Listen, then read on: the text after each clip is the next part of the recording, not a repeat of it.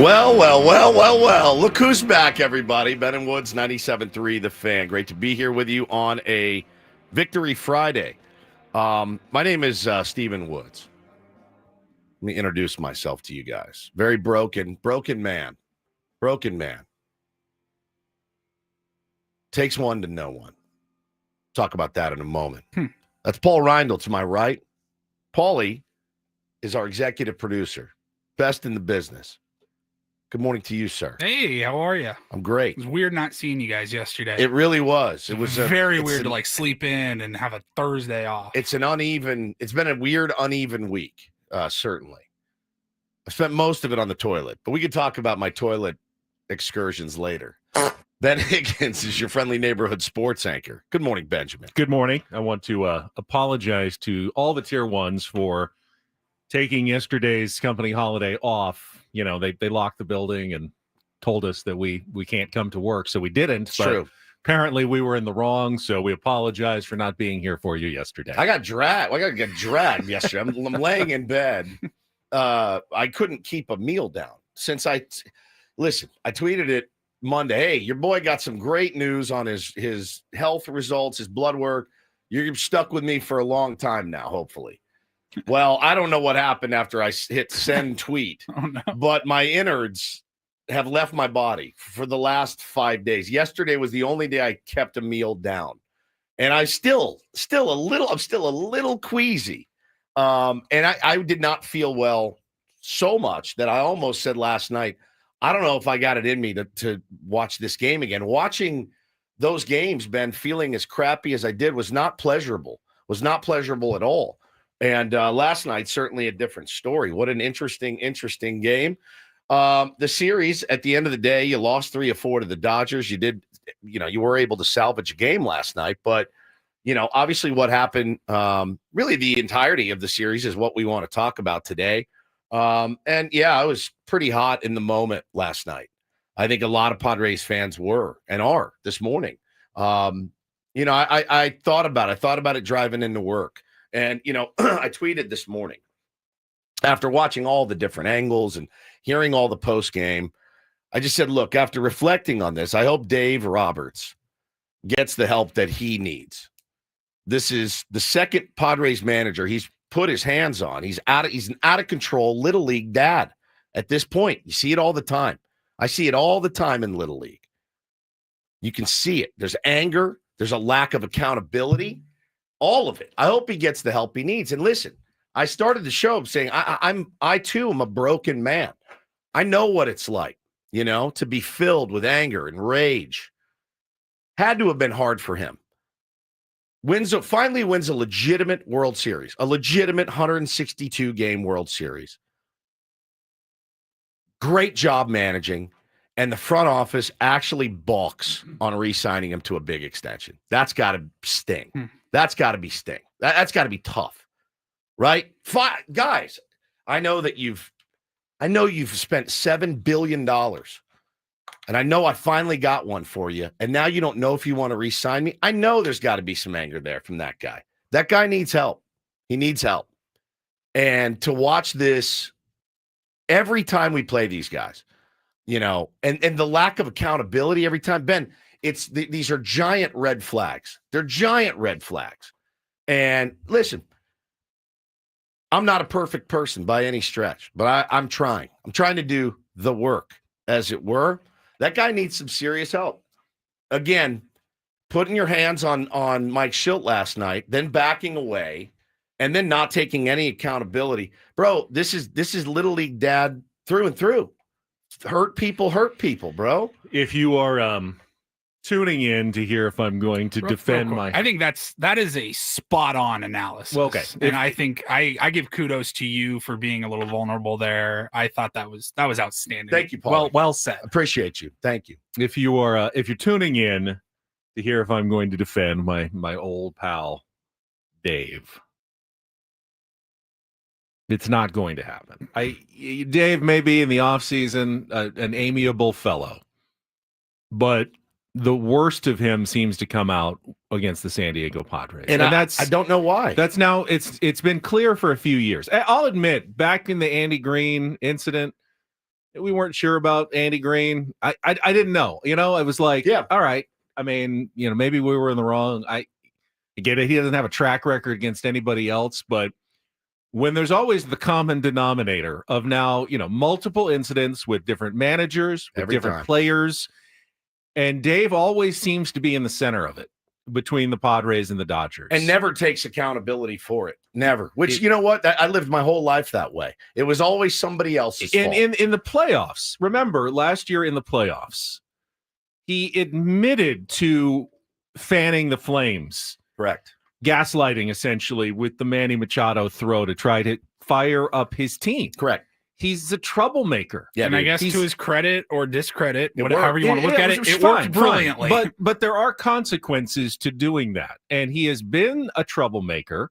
He has been an S-stirrer in this rivalry now for several years. And if you want to look at someone who takes the lion's share of the responsibility for escalating everything that has gone on between these two teams, and I'm all for it. I love the rivalry. It's fantastic for baseball. I think it's good for entertainment value.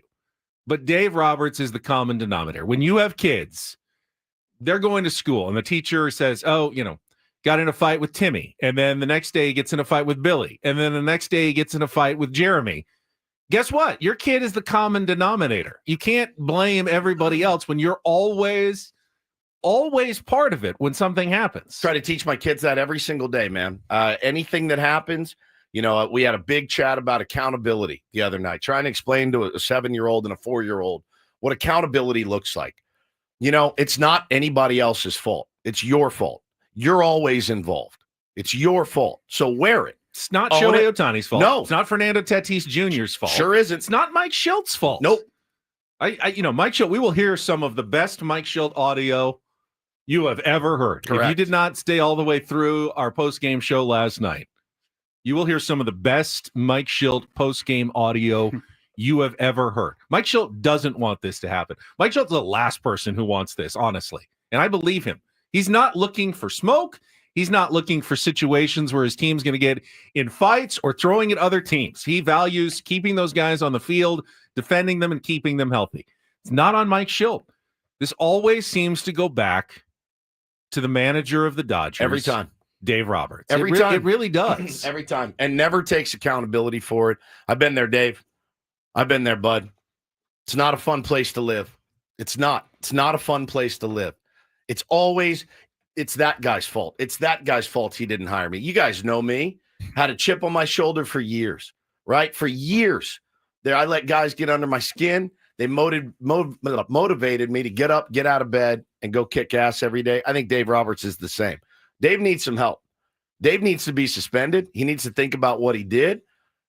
Walking up to a guy and shoving him and then backing away.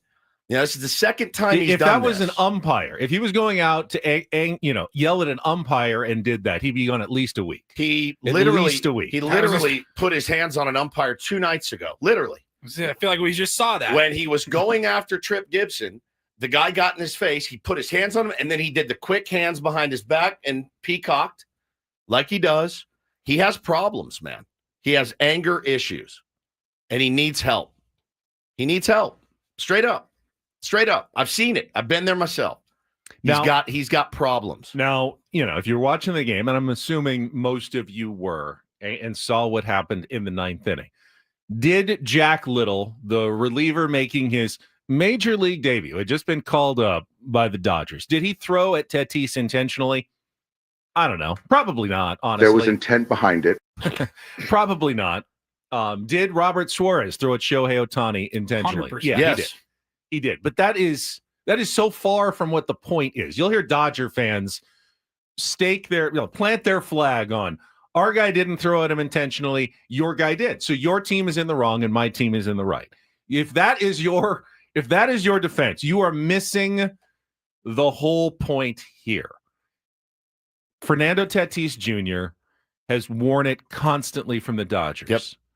He got hit 3 times in the last 7 games. He's been hit 6 times by the Dodgers in his career. No other team has even come close. And as Mike Shildt pointed out, And that's all. He's only been hit 6 times because he's dodged about 15 other up and in fastballs that they throw him because he's the matrix up there in not getting hit. He's going to get hurt. Hopefully he isn't already hurt. The x-rays last night were inconclusive, but going to get a CT scan today. Bro, did you see when Mookie was looking at Fernando and Fernando, like, they were talking and he pointed his wrist and Mookie recoiled. Mookie was like, oh, like, I think Toddy might have said, I think you broke my wrist. I'll say it. I still think, even though he plays for the enemy, I think Mookie Betts is still a good guy in baseball. Me too. And there's a part of me that will always enjoy watching him play the game. I think Fernando said something like, I think my wrist is effed I think my wrist is broken. Or something like that. And he went, oh. Ooh. So the other thing that you have to look That's how I took that. The other thing you have to look at is, oh man, we would never ask a rookie making his debut to go get Tatis. Well, okay, so that's the perfect person to ask. It leaves so here, Dodger fan, and I know you're there. I can smell you from here. I know you're there.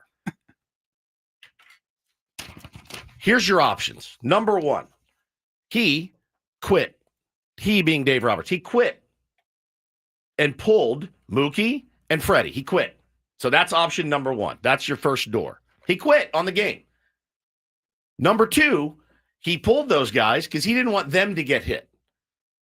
Right? So that's the other option. That's what I think happened. I think this guy, I legit think that a wounded man like Dave Roberts, bloodthirsty as he is, said, hey, Little, you want to make a name for yourself with this organization? I want Tatis. Up and in. Go get him. I promise you, man. What better time? What better scapegoat than that? Go get him. Isn't that more damaging to your narrative if you're the Dodger fan to be like, no, I'm more happy that he quit his best players out of the game because I saw it. I mean, people were freaking out. They're like, sure would be nice to have Betts or Freeman up in this point in the ninth when we have the winning run at the plate. On what planet are you the Dodgers, who seemingly have had a 5-run inning in every game in the series? Why would you not? Why would you punt there? It doesn't make any sense. Unless you know what's about to happen. That was another weird flag I saw Dodgers fans planting online last night. They backed themselves in a corner. You only won 2 games out of the last 7 because the Dodgers quit in both of those games. Correct. We let you win. We let you win. Okay. You don't have a major problem with your team letting their big rival win twice. Just hey, take 2 of these for free. I promise you, they were hoping to get a chance to throw Kike last night. Guaranteed. It was listen, Jack Little sucks, man. That sucks for that guy. Oh man, I got to go out and hit Tatis now. Freddie, you grab a seat. I don't want you getting hurt. Mookie, grab a seat. I don't want you getting hurt. We're gonna let Miggy Rowe take this at bat in the 9th inning when they had a chance to win.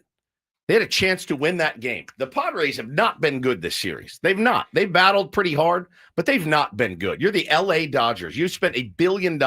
You're quitting on games. You're either quitting on games in the 9th or you are instigating a bean brawl from the dugout. I hope that's your options. You don't have any other. I hope this is the year. Padres have faced the Dodgers in the playoffs 3 of the last 5 seasons. It's always been a short series, 3-gamer, 5-gamer, 5-gamer. I hope this is the year that they get to face off in a 7-game series. And I really hope the strategy that Dave Roberts employs is punting on 2 of those 7 games and saying, hey, Padres, if you can beat us 2 of the other 5, good on you. Because I have never seen that as a viable long-term strategy. That you can just punt on as many games. It worked in the playoffs for him last year, but that's not a smart long-term strategy to keep punting on games that you have a chance to win. It's one thing when you're down 11-0, but like you said, the game was not over. It was never. I've never felt it was over. I was nervous all the way, of course, to the end that the Padres were going to be able to pull it out.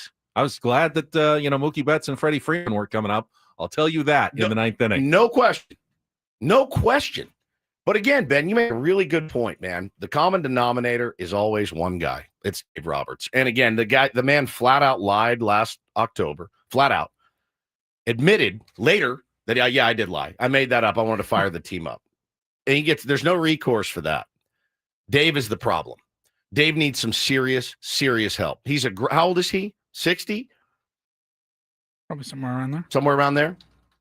That's a grown man out there putting his hands on another man again. He gets to manage his team the way he wants to. My God. He can manage his team the way he wants to. Sure. But when it starts impacting other teams and potentially the health and career of star players, other teams are going to push back. The Padres do not want to see the Dodgers throwing high and tight constantly to Fernando Tatis Jr. Intentional or not, enough is enough. Enough's enough. And that is that was the basis of what Mike Shildt was saying after the game last night. Enough is enough. Yeah, it's unfortunate, man. It's unfortunate. You have the second biggest media market. You have the most resources. By all accounts, Dodgers treat their players very well. Probably, you know why so many people want to play in LA, is my guess? There's no accountability. You don't have to be accountable to anyone. You can do what you want because your manager takes no accountability. None. Never once has he said, guys, I escalated this. I'm sorry. I'm sorry. I escalated this. I blew this out of proportion. Never once has he taken accountability. I think there should be probably MLB is going to issue a ruling later today or certainly in the next 48 hours. Yeah. There should be 2 suspensions. Dave Roberts, certainly, and Robert Suarez is probably going to get 2 or 3 games, which is fine. No problem. Give him a couple days off. No worries about that. But I bet you Manny strokes his check for any fine. I would agree. Manny's reaction. Yeah, we got some. God. If you missed those, Manny Machado was spicy post game. Manny says he pulled Will Smith too. Right. I mean, this guy. So there's I just want you guys to think about it. Reflect on it today, Dodger fan. I know you're listening. Reflect on it. Your manager created a lane to get some spicy stuff going again by taking those guys out, or he quit. That's it. That's your only options. He quit, or he wanted that smoke, and he got it. Yeah. If you drop circumstantial evidence and crumbs all over the place, when the investigators come, they're going to look around and they're going to, well, I mean, you say that you didn't do it intentionally. But I mean, we'll never know exactly what you were thinking, but you dropped all these breadcrumbs that would indicate the opposite. Every little piece of evidence that you left made it seem like you were going to escalate something late in the game. And then it happened. Correct. Yeah, so here's the thing.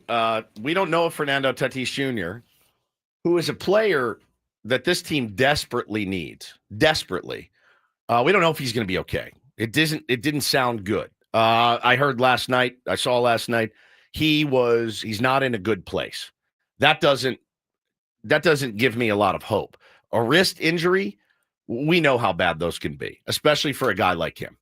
So, this whole thing got out of control. And again, perpetuated by Andy Pages, number 1, and Dave Roberts, number 2.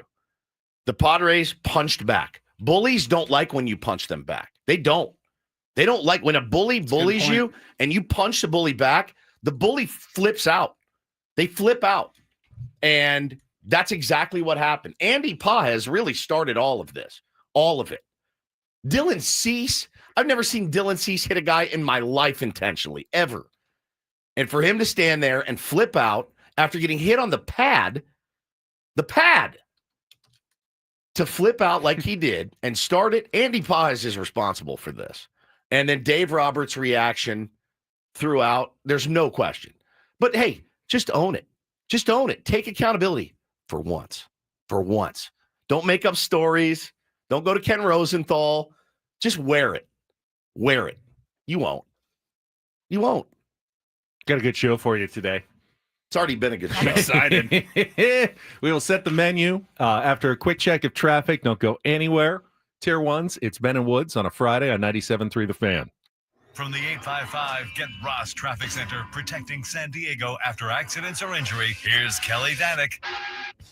This traffic report is driven by Manny Sedano Ford in La Mesa, wishing all dads and grads a great June. Good time to be out on the roads. It's very quiet all around. No delays out of the South Bay. The bridge looking good heading over to Coronado. So far, East County ride checks out pretty nicely, including your trek out of Santee, westbound 52. Celebrate dads and grads with a new ride from Sedano Ford in La Mesa. The F-150 STX Super Crew Cab is just $299. Bronco Big Bend is $271, and the Mustang Mach-E Select only $157 a month. For more details on these offers, visit SedanoFord.com. I'm Kelly Danek with Ben and Woods, San Diego's #1 sports station, 97.3 The Fan. It is a Friar Friday. We have not one, but two interesting games to talk about since we were off yesterday, with not just drama involving, the ninth inning yesterday and hit by pitches, but some big pitching performances, some big offensive performances, both teams coming up with dramatic moments the last couple of days. That and 4-game series had everything. My God. I thought it had everything, and then a ball got stuck under the catcher's gear, resulting in everybody advancing a base.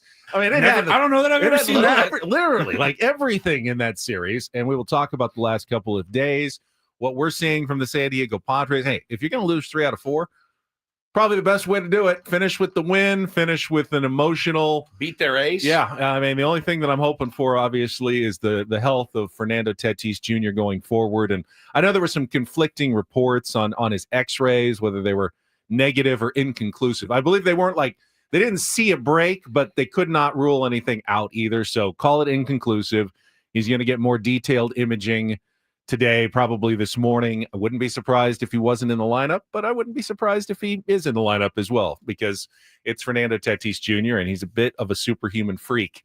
And he's been back quickly other times. So we will find out more later today when the Padres return home to host the Kansas City Royals back at Petco Park. This stretch of games is not over by any stretch of the imagination. No, we still got to win ball games. Okay, exhale because the Dodgers are done. They play. They keep playing. This is a tough month of June. The Padres trying to survive. They needed that win yesterday, so we'll go through all the highlights, hear how Jesse and Mud called it yesterday from the booth at Dodger Stadium with our Wrap-Up that is coming up next. Then, guest-wise, on a Friar Friday, we'll have our friend Darren Smith at 7:35. Certainly get his thoughts on what transpired the last 4 days at Dodger Stadium. Sweet Darren texted me yesterday. He goes, "Hey, just a reminder, it's a bye week." Right. Bye So weekend for SDFC. So if you guys don't want to chat, we don't have to do too much SDFC. A little SDFC, a lot of Padres talk with Darren, and then 8 o'clock on a Friar Friday. And I'm curious about this. It's Erik Greupner's turn to join us. Padres CEO Erik Greupner will be with us. Does the bad blood ever extend all the way to the top? I was going to ask organizationally. Hey, I'll see you in the owner's suite. Is he ready, Mark Walter, to throw down if he sees him? How does that work in Major League Baseball? I'm taking Group Dog in that fight. And then because we were off yesterday, how about a little smart baseball on a Friday? Eno Sarris is going to be with us at 9 o'clock. Around that, got plenty to talk about. Our regular features, Don't Do This, Take on Woods, a Reindl Report with the rest of the headlines in sports. Woods, quickly. You ready? Quick, I'm ready, but quickly. Just want to let everybody in the audience know. I did send a text last night to try to get Mike Shildt on today. Just so you know, that was not something that we did not think about. He always has a open door policy, even though it's just regularly scheduled every other Friday. He ever wants to drop hey, I've got something I want to get off my chest. He knows the line is open to him. So I know they got back at about 2 o'clock this morning.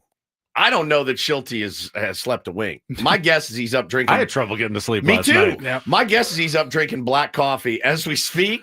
So Shildt, you've got the floor is yours. I mean, I put it out there. He might already be sitting in the office at Petco Park, ready to go for today. We'll be having some nachos.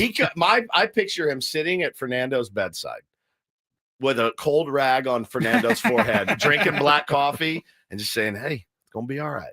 You're gonna be all right, baby. We all got you. Shildt got you. I got you." That's what I like to picture in my head. That's my happy place.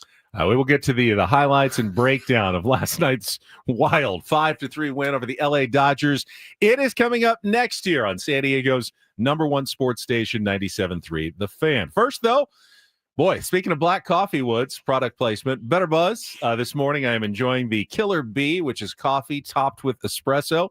Thought I might need a little extra this morning to get me going. It is delicious. Check out Better Buzz throughout San Diego County. And right now, check out their summer limited time menu, the Summer Flings, with items like the coconut best drink ever. They've taken their best drink ever, topped it with coconut cold cream, toasted coconut flakes, or new food items like the Blue Crush acai bowl, coconut cream, mango, pineapple, organic acai, vanilla almond granola, pineapple, strawberry, banana. It's all delicious. Better Buzz is located throughout San Diego. It's a location near you. You can get the app. Download it, order easily, pick it up this morning.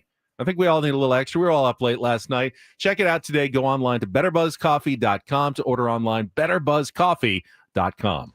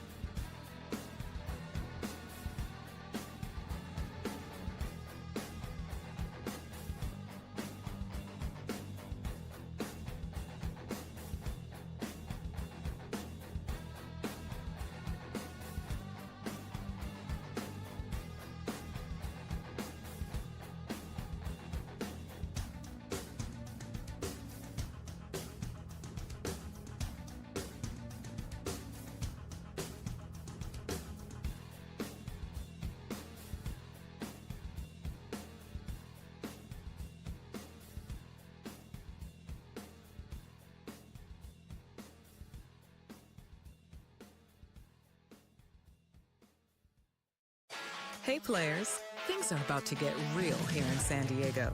Introducing the all-new Jamul Casino Resort. With a 200-room hotel tower, exciting new eats and drinks, plenty of new places to play, and a luxe spa and salon. Hello, rooftop pool and deck. It's where players can play their hearts out and enjoy all the perks that come with it. It gets real this summer at the all-new Jamul Casino Resort, the players' place.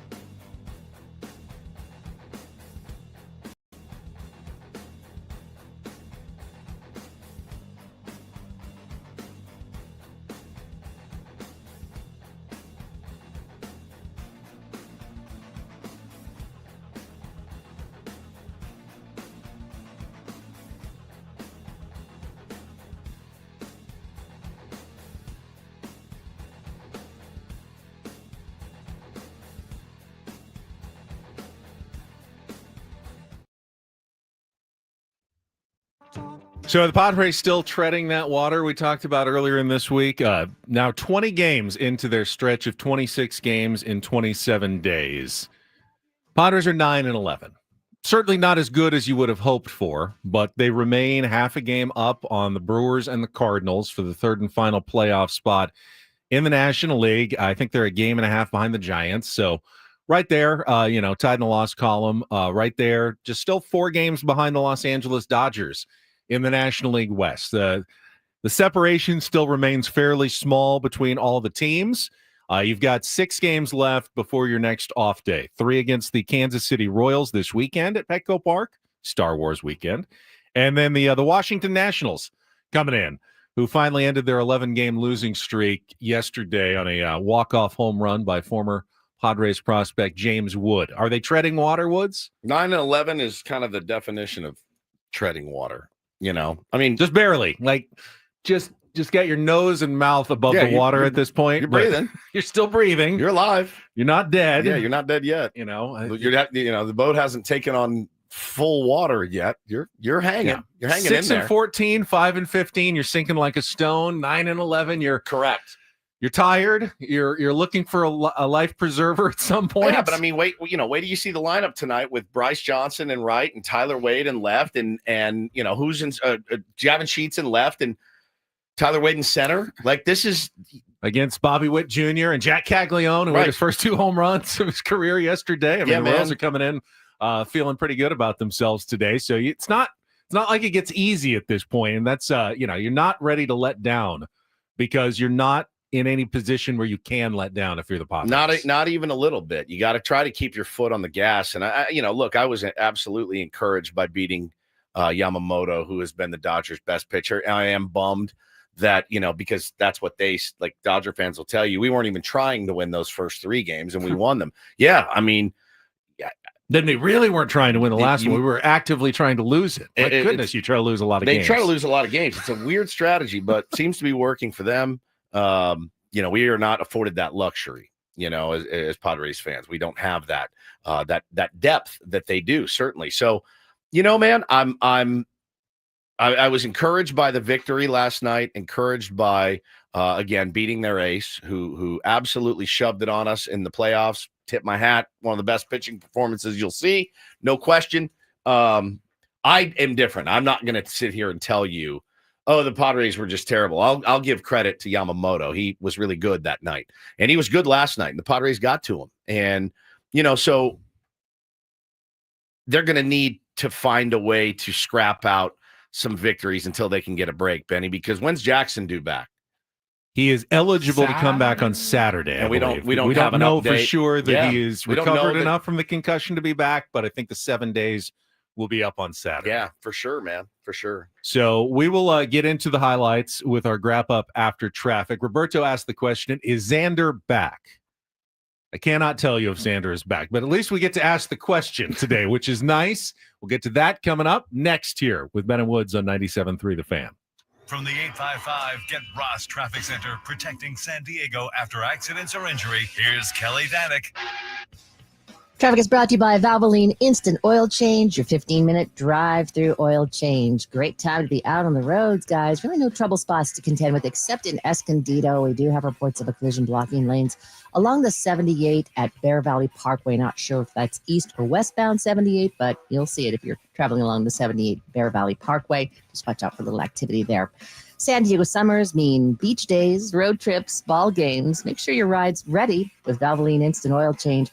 Drive in, stay in your car, and be done in about 15 minutes. No appointment needed. For coupons, visit SoCalOilChange.com. I'm Kelly Danek with Ben and Woods, San Diego's #1 sports station, 97.3 The Fan. I love winning, man. I love winning. You know what I'm saying? It's like better than losing.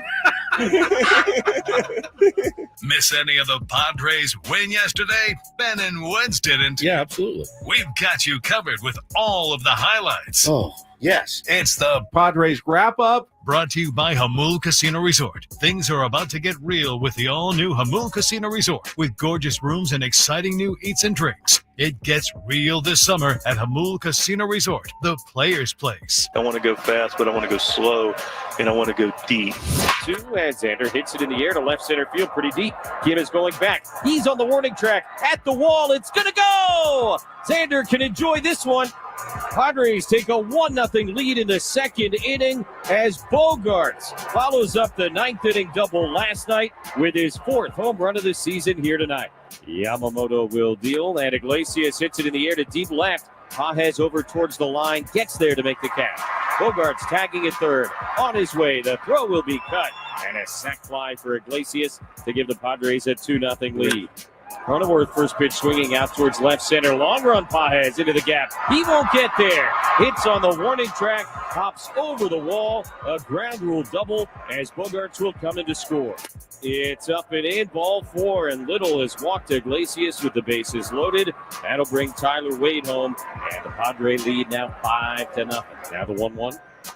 Came in and hit him. Maybe got the bat. Either way, he is down, and the Padre bench is hot. Mike Shildt is particularly hot. He is running out of the dugout, pointing at the Dodger dugout. Arise, meanwhile, coming to check on Tatis with Shildt and head athletic trainer Mark Rogo in tow. Now Dave Roberts is coming out of the third base dugout. He and Mike Shildt are going to go face-to-face, and both benches will empty. Roberts just pushed Shildt.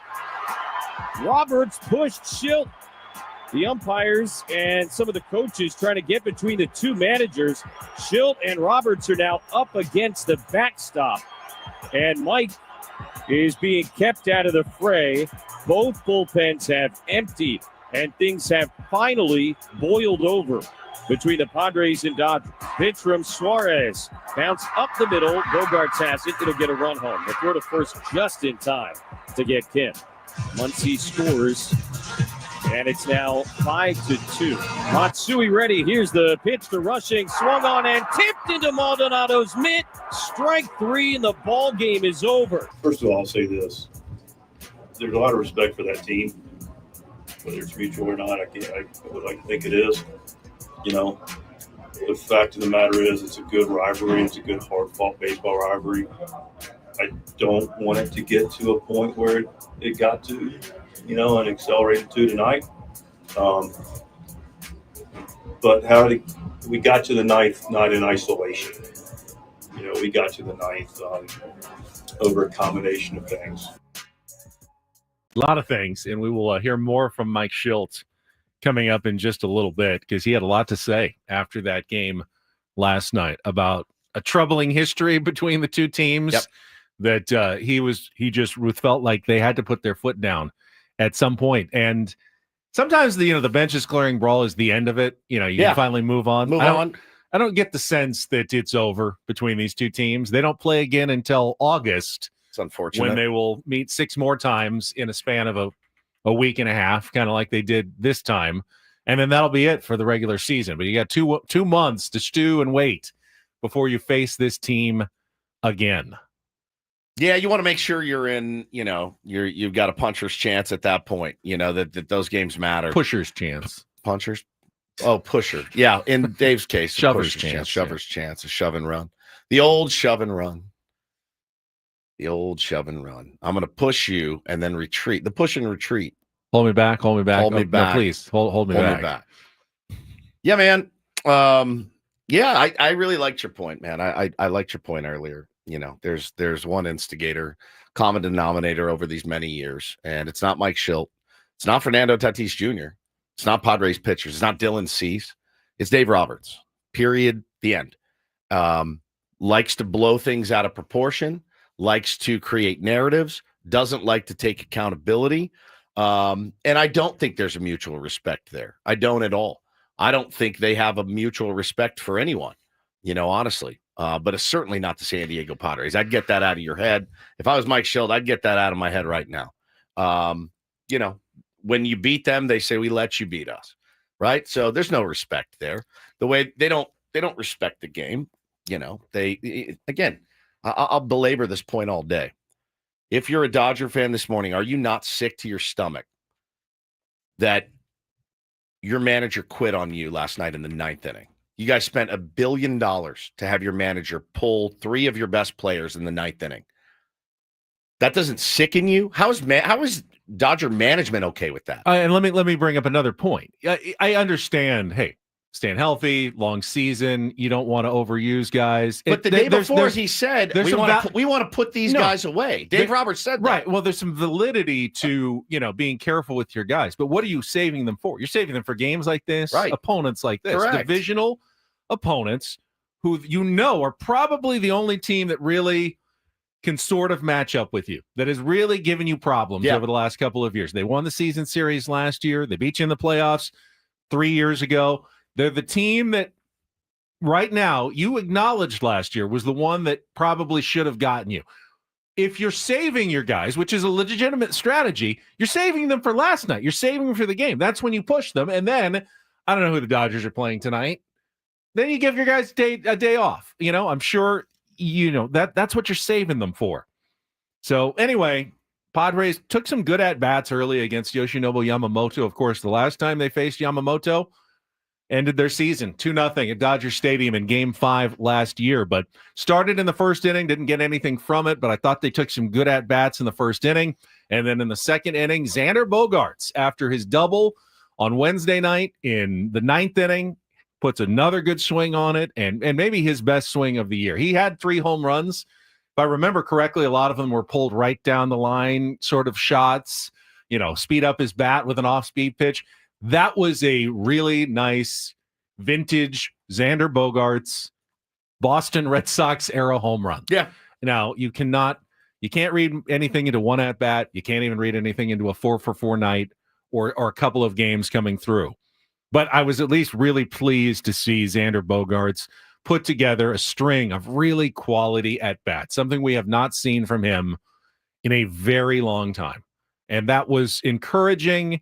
And if you want to let yourself be a little bit hopeful, fine. He's got a long way to go before you feel like, okay, Xander's truly, he's locked in, and we got Xander for however long. But man, it was nice to see last night Xander have a big 4-for-4 performance. No question about it. Scored the first 3 runs of the game for the San Diego Padres. Desperately needed, and that's what we were talking about. I know Shildt talked about him before the game.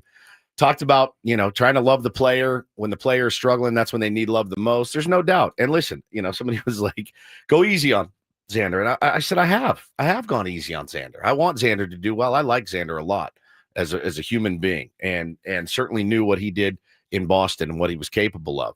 He's like, well, you get that veteran leadership. I'm like, hey man, $25 million is a lot for veteran leadership. That's all I'm saying. If that's all you're bringing to the table, and it kind of was there for a minute, at least the last month, Ben, some decent shortstop, but for $25 million, holy cow.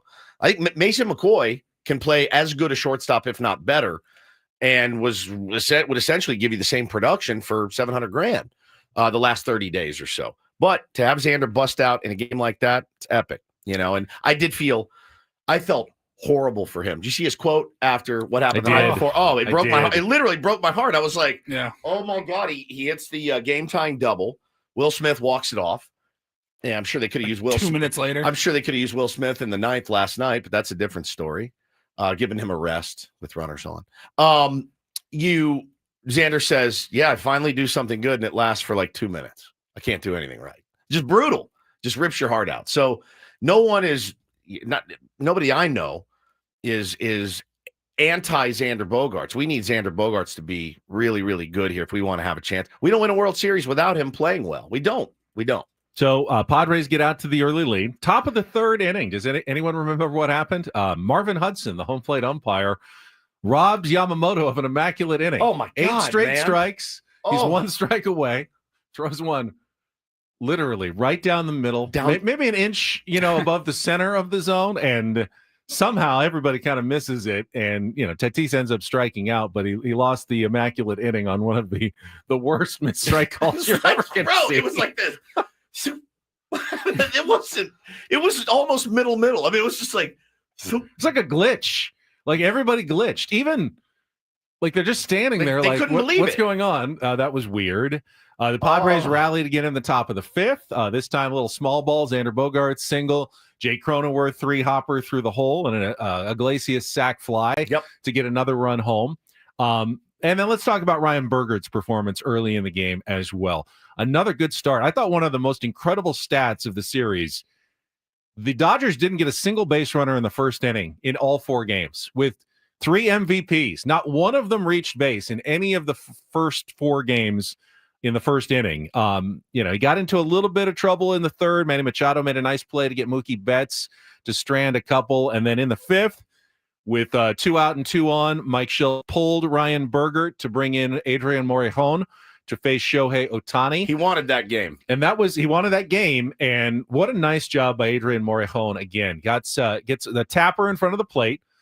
I'm sure a little PTSD because, Adrian Morejon had a couple of the one he threw away. I was defensive like, oh my incidents, God. One off the glove, one he threw away, but makes the play. Arise makes the play at first base. They get out of that jam. So Ryan Bergert gets a clean sheet, 4 2/3 innings, 3 hits, 1 walk, 3 strikeouts. What a great job he's done, in absolutely pressed into service with the Padres starting pitching woes. Pluck him out of the minor leagues. And he's done a really fine job for the San Diego Padres. Really has not looked overwhelmed at this level at all. Then you get later in the game, it's top of the 7th inning. Padres add on. Bogarts, another stinging double. Jay Cronenworth with the ground rule double that bounced over the fence. So you get 3-0 lead. You knock Yoshinobu Yamamoto out of the game. A lot of nervous time in the last 3 innings. Jeremiah Estrada, again, dicey outing for Jeremiah Estrada, but he did get out of the jam. Beyond terrifying. Terrifying. Yeah. I gotta say, man, I know we won that game last night. That was the moment that I went, oh, Shilty. Oh no. I went, holy Shildt. You're going to Estrada. I get it, man. It's the freaking holy Shildt. It's the I got a hunch he's due. Forget it. I was like, bro, you cannot throw him in this game. You got to get his head right against the Royals or the Nats or somebody. Like, they seem to be on him. When he did it last time and it didn't work and went to Jeremiah Estrada early, he said, hey, I got one of the best relievers in all of baseball who throws, 100 miles an hour. Of course I'm going to go to him. I know you say that, but you also have to be honest with yourself sometimes as manager and know, I may believe in this guy and I know he's going to get back to being who he has been at some point. But you have to acknowledge that right now, Jeremiah Estrada is not quite right. Correct. And you have to manage accordingly going forward. Yeah, give him some opportunities, obviously, to get going again. 100%. But maybe be a little more selective in those opportunities. Was that 2-0 at that point? It was 3-0. 3-0 at that point. But he brought the tying run to the plate. Got it. And he got out of the inning. Padres add on in the 8th. Luis Arise with the triple, and then Gavin Sheets extending his hitting streak to a career best 10 games with a nice single to center. And they got a bases loaded walk to Iglesias there in the 8th that made it 5-0. And as it turned out, you needed every bit of that in the 9th inning as the Padres, not just the drama with the Tatis and Ohtani hit batsman, but with Yuki Matsui coming in cold, no warm-ups, essentially. He got to warm up on the mound after Robert Suarez was ejected, but you had the winning run at home plate and a chance for the Dodgers to really drive a stake in the heart of the San Diego Padres. That would have ended me. I would have retired. Just so you know, you guys almost got retired Woods. Enjoy Estrada now, though, Ben, because he'll probably be your closer the next few days with Robert Suarez definitely being suspended. I think our friend Tommy Giannis on Twitter said it best. Is there any argument that Adrian Morejon has been the Padres' best reliever this year? None. I don't know that there is much of an argument. Suarez has had many great outings, but he's had a few bad ones as well. Adam went through his tough period for a while. Estrada is going through it now. Adrian Morejon has been as consistent and nasty as anybody that we've seen, really, especially from the left-handed side in baseball, coming on in relief. Just filthy. I'm really glad we didn't fire him into the sun, as many people wanted to do. And it's nice that he found his... As we may have even wanted a couple of times. He was a frustrating guy, man, to have that kind of stuff. And he gives all the credit to Ruben. And he just did a really nice piece about that. It was really, really good, talking about how Ruben doesn't want to hear this, but, Ruben saved me. Speaking of Ruben, as we get to the bottom of the hour, funny moment. I was listening to Sammy's postgame show last night. So I know Mike Shildt got ejected. I didn't realize that Brian Esposito, the bench coach and second manager, got ejected. And some of the umpires were asking, so Ruben, are you manager? He goes, no, I'm not the manager. Like, I don't think they even knew who They didn't even know who it was. Oh, my God. At the end of the game. We don't have a 3-deep for managers here. Did you guys hear Scam dropping a bull crap live I on did. the air? On the post-game Bull show. crap. All right, we need to hear from Mike Shildt. We need to hear from Dave Roberts. We will do that when we come back. More Ben and Woods and a wild Friday here on 97.3 The Fan.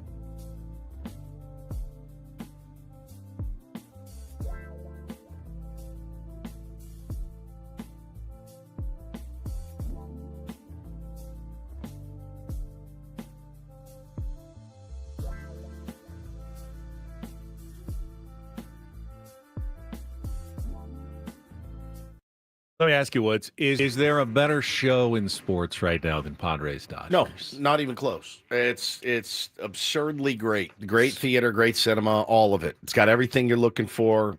New school guys, the biggest stars on the planet. It's the closest thing we've had to Red Sox Yankees of the 2000s. Old school baseball. It's fantastic cinema. Fantastic. It is. What is it? Must-see TV. Yeah, it's must-see TV every time when these teams play. And that's not just for Padres and Dodgers fans. I see, national hosts, Jason Smith, who I always like, goes, this is the best rivalry in baseball. I mean, I can't take my eyes. He's, East Coast, whatever. I can't take my eyes off Padres Dodgers. No, you really can't. When they play. You really can't. And it's great stuff. You did see it coming. At some point, the benches were going to clear. Even the Dodgers announcers kind of knew it when Tatis got hit. They're like, oh, boy. Oh, boy. I mean, they knew that it was a bad look for the Dodgers to hit Tatis. And that's kind of where Mike Shildt was coming from. And I want to get to his post-game audio. Best he's ever had, by the way. That it doesn't matter whether you think Jack Little was trying to hit Tatis or not. Dodger fans, stop trying to make that your be-all, end-all argument.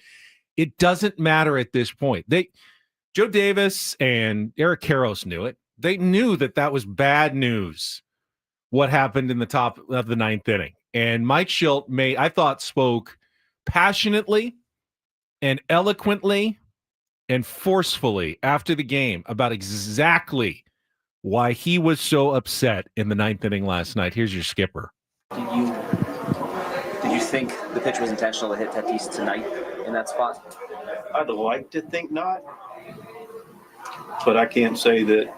Only a couple people know that. And whether it was or it wasn't, enough is enough. We got a guy that's getting x-rays right now. It's one of the best players in the game, of course, on our team. And this guy's has taken shots. Okay? And before this series, we hadn't, and I can back this up with complete evidence. Track records speak for themselves. Teams that I manage don't get into altercations like this because teams I manage don't throw at people. But also teams I manage don't take anything. And after a while, I'm not going to take it. And I'm not going to take it on behalf of Toddy. I'm not going to take it on behalf of our team, intentional or unintentional. It's really that simple. That's how this game's played. And you want to call that old school, then yeah, we'll play old school baseball. How is Tatis? Yes. Tatis, apparently not in a good place, is the quote I saw after that. And I mean, for a guy that was already, you were kind of worried about, how's he doing, right? How's he doing as a man? Like, how are things going for him? He slumped, got out of it a little bit, has contributed with the glove, the arm, the legs, the bat recently. But yeah, man, like, to go have a 4-game series in LA and Fernando Tatis Jr. not hit a home run is weird. It's weird. Very, very strange. He has performed really well there in his career, but now he's back there on the x-ray table again. Here we go again. So yeah, I can understand. Now, I guess even the Dodger broadcast said they get it. They get why the Padres. And Mike Shildt, when he talked about, there's the evidence is there. He pointed out some of the stats. So Fernando Tatis Jr. in his career averages getting hit by a pitch a little under 4 times per year. If he was built like me, he would average getting hit by a pitch 84 times a season. If he was built with my athleticism. But he's able to get out of the way enough that he keeps it down to about 3 to 4 times a year. Yeah. Dodgers have hit him 3 times in a week. They've hit him 6 times in his career. No other team in his entire career has hit him more than 4 times. Yeah, they're sick of it, dude. The Dodgers do it differently. They are reckless when it comes to pitching to Tatis. There's one thing. Yeah, you got to establish the inside of the plate. Padres pitchers do it as well. You have to throw inside. I'm not saying you can't pitch inside to a guy. The Dodgers do it recklessly, especially when Fernando Tatis Jr. is at the plate. It shows a disregard to him, his health, and his career that really, makes Mike Shildt irate. That disregard and disrespect, kind of the way that they don't. Yeah, if you're gonna miss inside, but if you're gonna miss inside, miss way inside and just hit him. That's is that intentional? No, but that's a very intentional strategy that they're going to miss inside, and if they're going to miss inside, they're going to miss even more inside. for Tatis. And that's what Mike Shildt needed to put his foot down about in the 9th inning yesterday. It's so weird, man, because I sat with Shildt at PF Chang's, and I told him, he was asking me, what are the thoughts? Just give me some overarching thoughts of the fan base. I already know what you're going to say because I thought about this most of last night. And he said, you guys know you're on the ground floor, right? You're the eyes and ears. And he said, what do the fan base think? And I go, I'll tell you, let me start. They're tired of seeing Fernando Tatis Jr. on his ass, particularly when they play the LA Dodgers. They're tired of it. They don't like it. We don't like it. It's garbage. And he said, yeah, I've definitely noticed, and it will be remedied, at some point. And he's backed that up straight up. We said it at dinner. People are tired of this, man. And so we're tired of being pushed around, literally and figuratively. But literally, I mean, we've actually seen Dave Roberts put hands on a manager in a Padres uniform. Correct. Like it's been a while. It had been a minute, but it happened. It happened. And, Ben nailed it. It's common denominator. Zero accountability from Dave Roberts and the Dodgers. Ever. Never, ever, ever. Lying. It was unsettling. Creating narratives. It's pretty disrespectful. Well, let's hear from the common denominator. That was from last year's playoffs, but we do have some sound from Dave Roberts and his perspective after the game last night.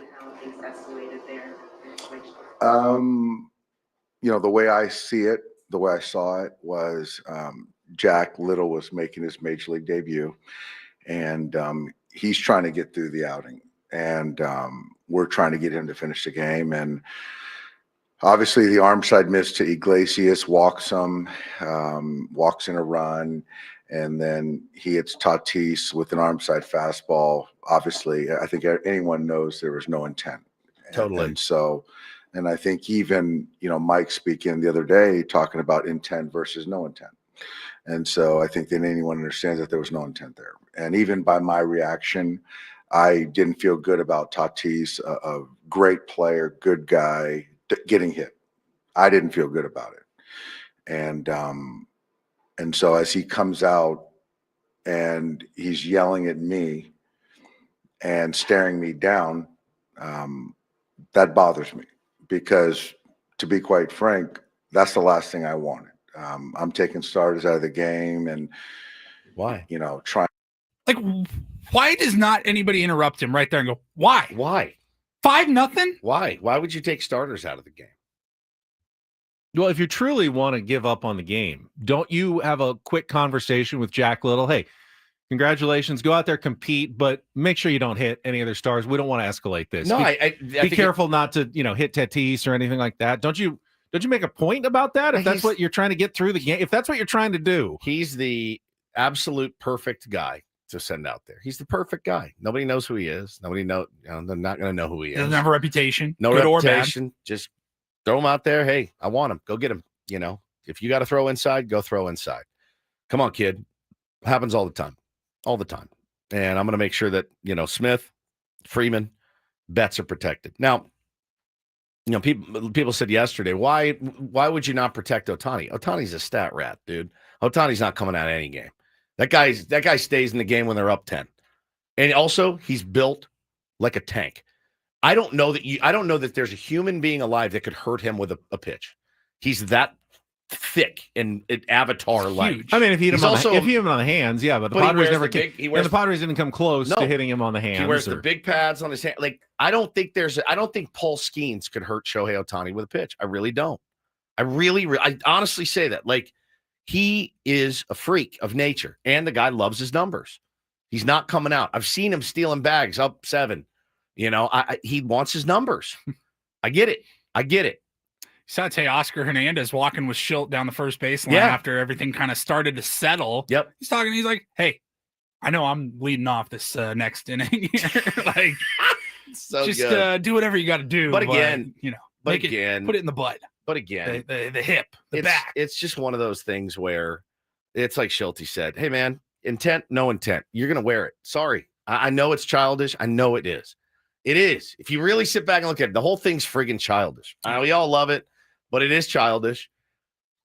Huge part of the game. The game polices itself, and that's what it did again last night. I said it the other night. It polices itself, and that's what they did.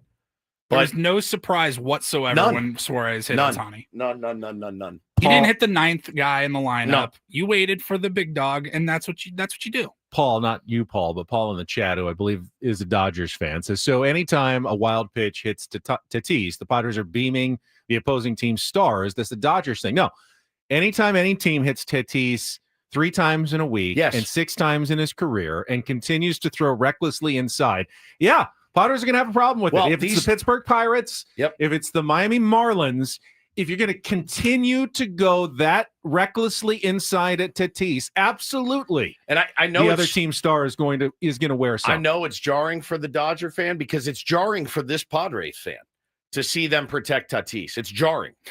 It's as jarred as you guys are about it and freaked out because we went after your star. We're as freaked out because it just hasn't happened here. And I tip my hat to Mike Shildt and the Padres for making it happen. It was necessary. Now they know it. Again, I said it earlier, and I mean it. If you've ever been bullied and you have the chance to punch your bully in the mouth, the bully is surprised. The bully is used to pushing you around and doing, having his way with you. And when you punch back, the bully gets flipped out. They've never seen anything like it. Oh, how dare you throw? Yeah, you threw at our star. We're going to throw at yours. That's the way it's always been. And as Paul said, Dodgers have some good guys on the team. Oh, yeah, 100%. By the way, their organization is built on bullying, financially bullying the rest of the league, and that trickles down to just the philosophy. They are trying to be than you. Yes. They're trying to be baseball's bullies in every way. And guess what? Yeah, it worked for them. They won a World Series last year. Correct. They've won a lot of games by being the bully. Bullies do get their way a lot.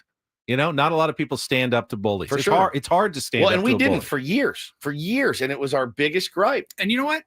Because I see, what is it? The bully, LOL, little brother mentality showing in. I don't even have a problem with being the bully. Me neither. But don't act.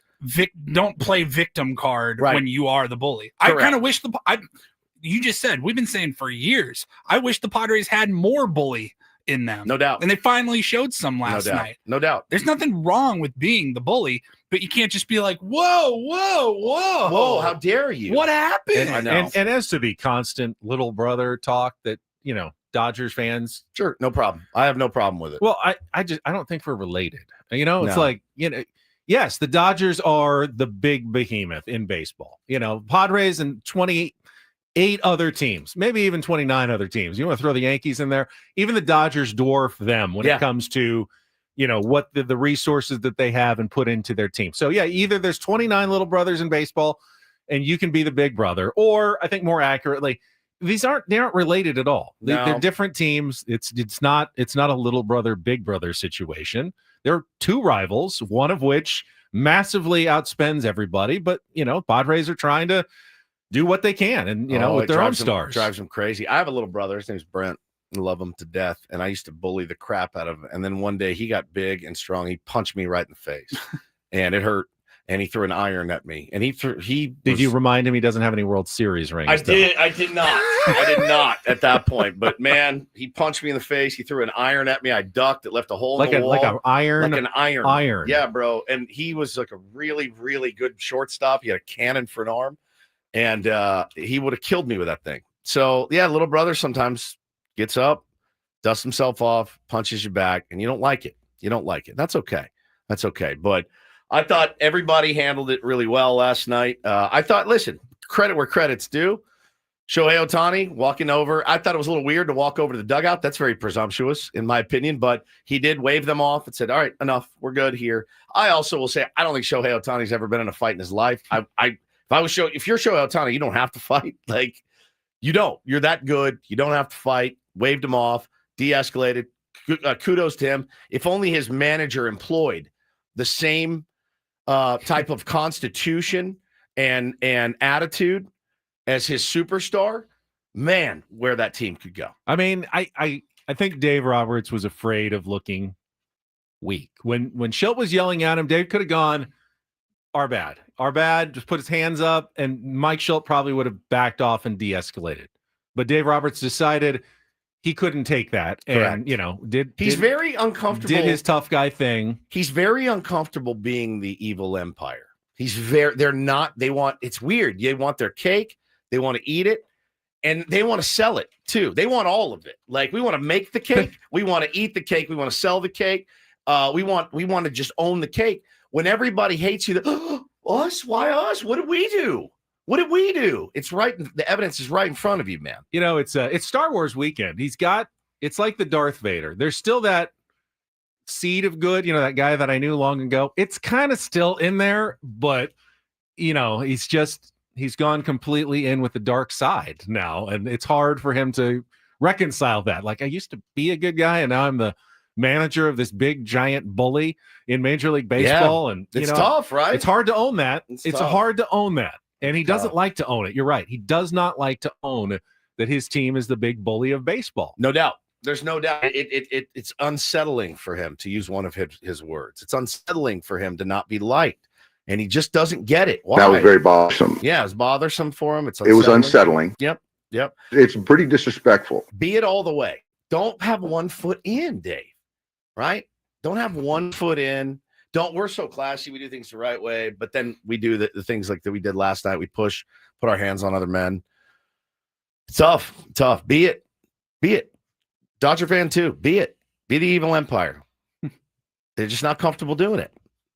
Sucks. It's like an identity crisis. I think for the second time this week, we're going to blow out Don't Do This, because we haven't even gotten into Wednesday's games since we were off yesterday. I don't know. Let's put it out to the listeners. Would you rather keep it rolling on this topic, or we could talk about Adrian Peterson getting in a fight at a poker game or something? Don't care. Do not care in the slightest. If you're a poker player, the last thing you should be doing is getting in a fight with Adrian no doubt. Peterson. No doubt. It's like, I fold. Yeah, I fold. You win again. Holy cow, what a run you're on.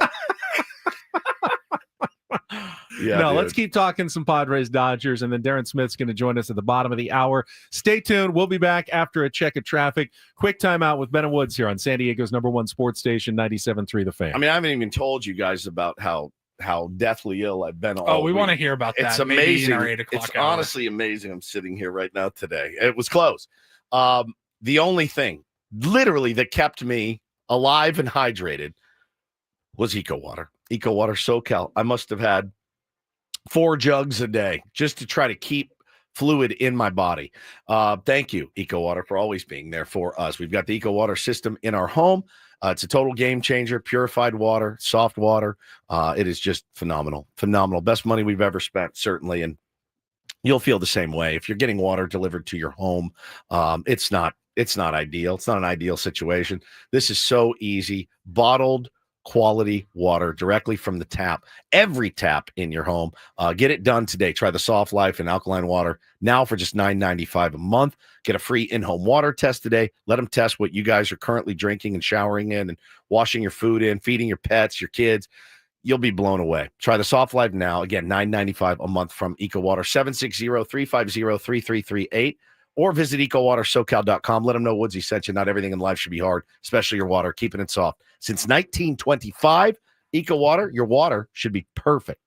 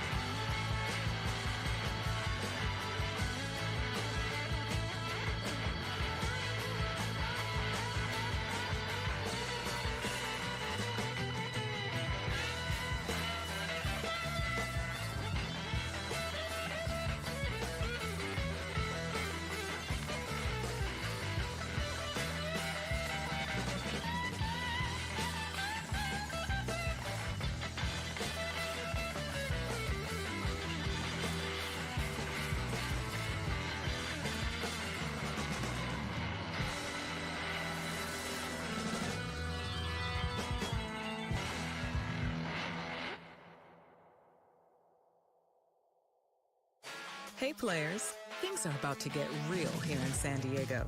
Introducing the all-new Hamul Casino Resort. With a 200-room hotel tower, exciting new eats and drinks, plenty of new places to play, and a luxe spa and salon. Hello, rooftop pool and deck. It's where players can play their hearts out and enjoy all the perks that come with it. It gets real this summer at the all-new Hamul Casino Resort, the players' place.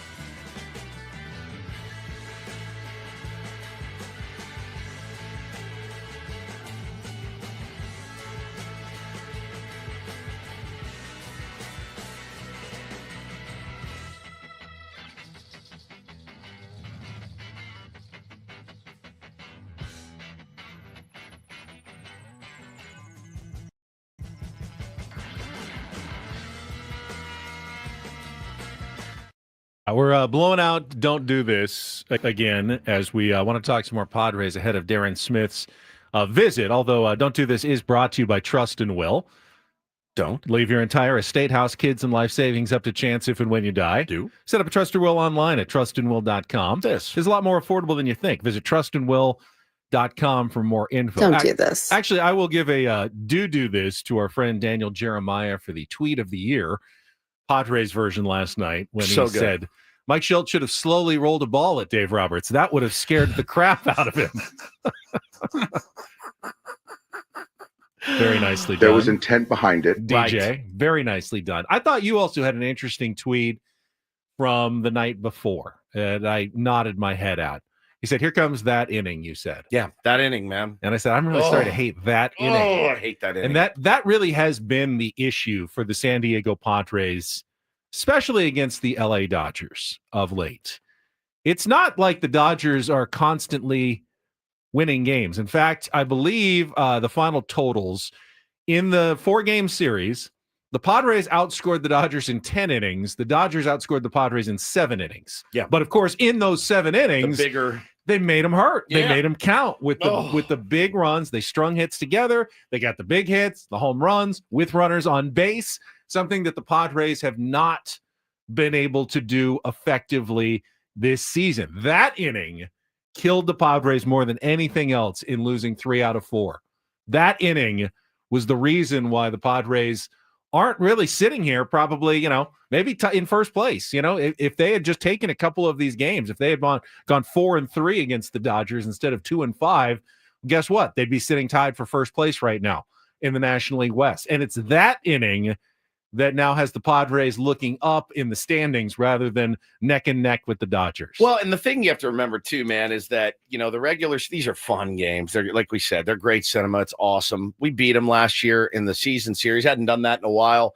Did it. How'd that work out for us? Who cares, right? Like, stay afloat, beat the teams that you need to get into the playoffs and figure it out from there. But like, they're fun. They're great. These have been insanely entertaining and emotional games, giving us a ton to talk about, obviously.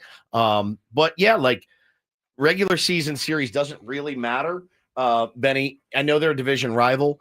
You want to at least, hang around with them. But man, we we took it to them last year and really looked like the better team. And we looked like the better team for a lot of the playoffs until we didn't. And we got sent home and they won the World Series. So, hey, man, like, of course, we're going to blow these out of proportion. We're going to make bigger deal out of it.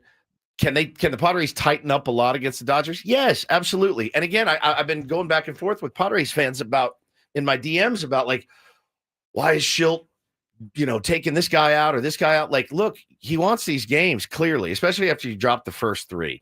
Like, you're not going to let Ryan Bergert go out there and finish that game. You're just not. He had a chance. He had a chance to get through 5. He let the 8 and 9 guys on. Like, he gave him the chance. Actually, Mike Shildt said after the game that he was hoping to get Bergert all the way through to Freddie Freeman, who was batting 4th last night. Yeah. But if he needed to get one of those 2 guys, get through the inning, and he would have given him a chance against Ohtani, Betts, and Smith in the next inning. But once there was 2 on, he felt it was too dangerous of a situation, and he wanted to go to Adrian Morejon. And I think it was the right move. You had to salvage the mop. You didn't want to get mopped by the Dodgers. I absolutely loved the move last night. Don't have a problem with any of that, man. That lineup is so tough to navigate. It's so tough to navigate. You held 1, 2, and 3 in check for basically the entire series. You still got your ass kicked 3 out of 4 games. Yeah. Like, Pa has murdered you. If I'm just talking 1, 2, 3, Will Smith got you. Like, they're a deep lineup. They're a good team. Everybody knows this. You listening, me, you, Ben, you, Paul, you'd be scared out of your mind trying to figure out how to manage against those guys. How many games have the Padres won in which their top 3 hitters have been held in check? I mean 1 or 2 all season long? Maybe. I mean, maybe there was a game in which, one of Martin Maldonado's home runs. Yeah, I think we had one, like a 1-0 game where Diaz drove in a run or something. I mean, there's been that was it. Maybe a couple of games where the Padres' top hitters have been held in check and they win. Oh, and Cody said, I seriously think if the Padres tightened up, they could have taken that series. There's no question. At least a split, man. And by tighten up, Padres weren't sloppy. They really weren't in the series. super clean, though. It was either. Offensively where they need to tighten up. There was some outfield play that was bad. There was some base running. But the Dodgers also bad. Muncy had some bad throws. Sure. The Dodgers weren't clean by any stretch of the imagination. They can afford not to be. We cannot. Well, exactly. Because their offense delivers in bigger situations with more runners on. It's so funny, man. Like it's you really have to play. You have to play an almost perfect game, and you need some luck to bounce your way because every time you look up, you're like, there's no quarter. Like there's no quarter in that lineup. You don't ever look up and go, whoo, okay. There's no Bryce Johnson in that line. Unless Dave decides we're going Miggy Rowe. And even then it feels like he got a knock last night. Like there's no real holes there other than starting pitching. There's really no holes there. So I was DMing with the guy last night and he goes, Shilt's got to leave Bergert in. I go, dude, imagine for a second trying to navigate that lineup. Imagine it. And now they've seen all your pitches. They know exactly what you're trying to do. They're over there on their iPads. Let's be honest. They're probably tipping location like a lot of good teams do. You're telling me you wouldn't get a little jumpy going, I got to match up. I got to play matchups here. I got to go Morejon for Ohtani. You'd be a wreck. You'd be a wreck trying to navigate that lineup. It's almost impossible. So, listen, we tighten up. We can win that series. They're beatable. They're a beatable team. Everybody knows this. They've already lost way more games than I thought they would to this point. Way more. You have heard 90 minutes of our takes on the subject. Let's hear what one of the deans of San Diego radio thinks. Darren Smith is going to join us when we come back on a Friar Friday. Erik Greupner at the top of the hour. Padres CEO is going to join us. You do not want to go anywhere and miss a thing. It's Bennett Woods on San Diego's #1 sports station, 97.3 The Fan. First, I'm going to tell you about SDFatLoss.com. Summer's great. You go to the beach, you have barbecues, you go on vacation. You probably think, well, with all those things going on, there's no way I can stick to a program and lose weight. You are wrong. I, in the summer 2 years ago, did the SDFatLoss.com program. I lost 40 pounds in 60 days. I still had barbecues. I still had vacations. I had some cheat days. Their program is so great, and their counselors are just so on top of it. They'll get you back on track if you get off track. They know life happens. It's not like, oh, well, you lost, you're done. I lost 40 pounds in 60 days. You can do it as well, up to a pound of fat per day, and up to 10 to 20% of your body weight in just 60 days without exercise, without injections. You're eating real food. They don't ask you to buy. In fact, they don't even have anything to buy in terms of food, like shakes or bars or mixes like other programs. Eat stuff you like. You get to pick from a big list of meats and vegetables and fruits, and then you lose the weight, and then you keep it off because you aren't dependent on all those weird things that you're not going to take for the rest of your life. You're not going to have injections every week forever. You're not going to eat bars instead of food for the rest of your life. This is the way it works. Find out how it can work for you by getting a free consultation. Go to sdfatloss.com. Sign up now. Get $200 off during the summer as well. Be a new you by the time August is over. sdfatloss.com. That's sdfatloss.com. Results may vary.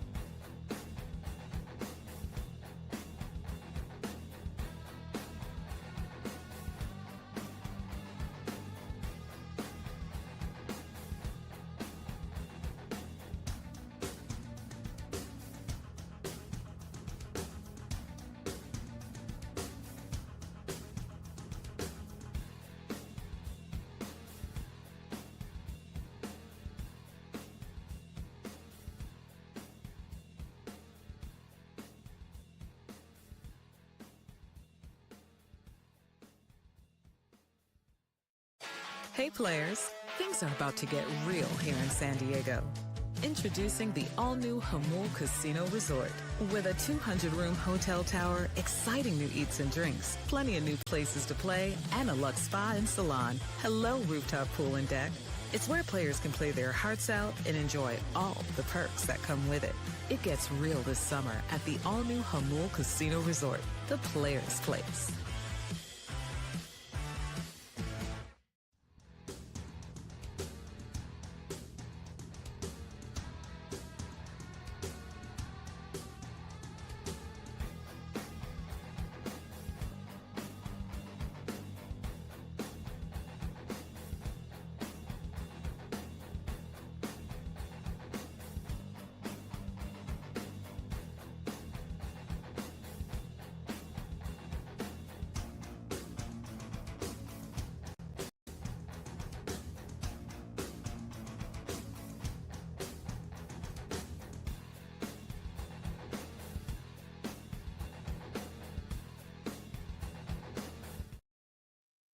Buster Olney just tweeting from ESPN. There's presumably MLB discipline coming down on the Padres and Dodgers today in the form of suspensions and or fines.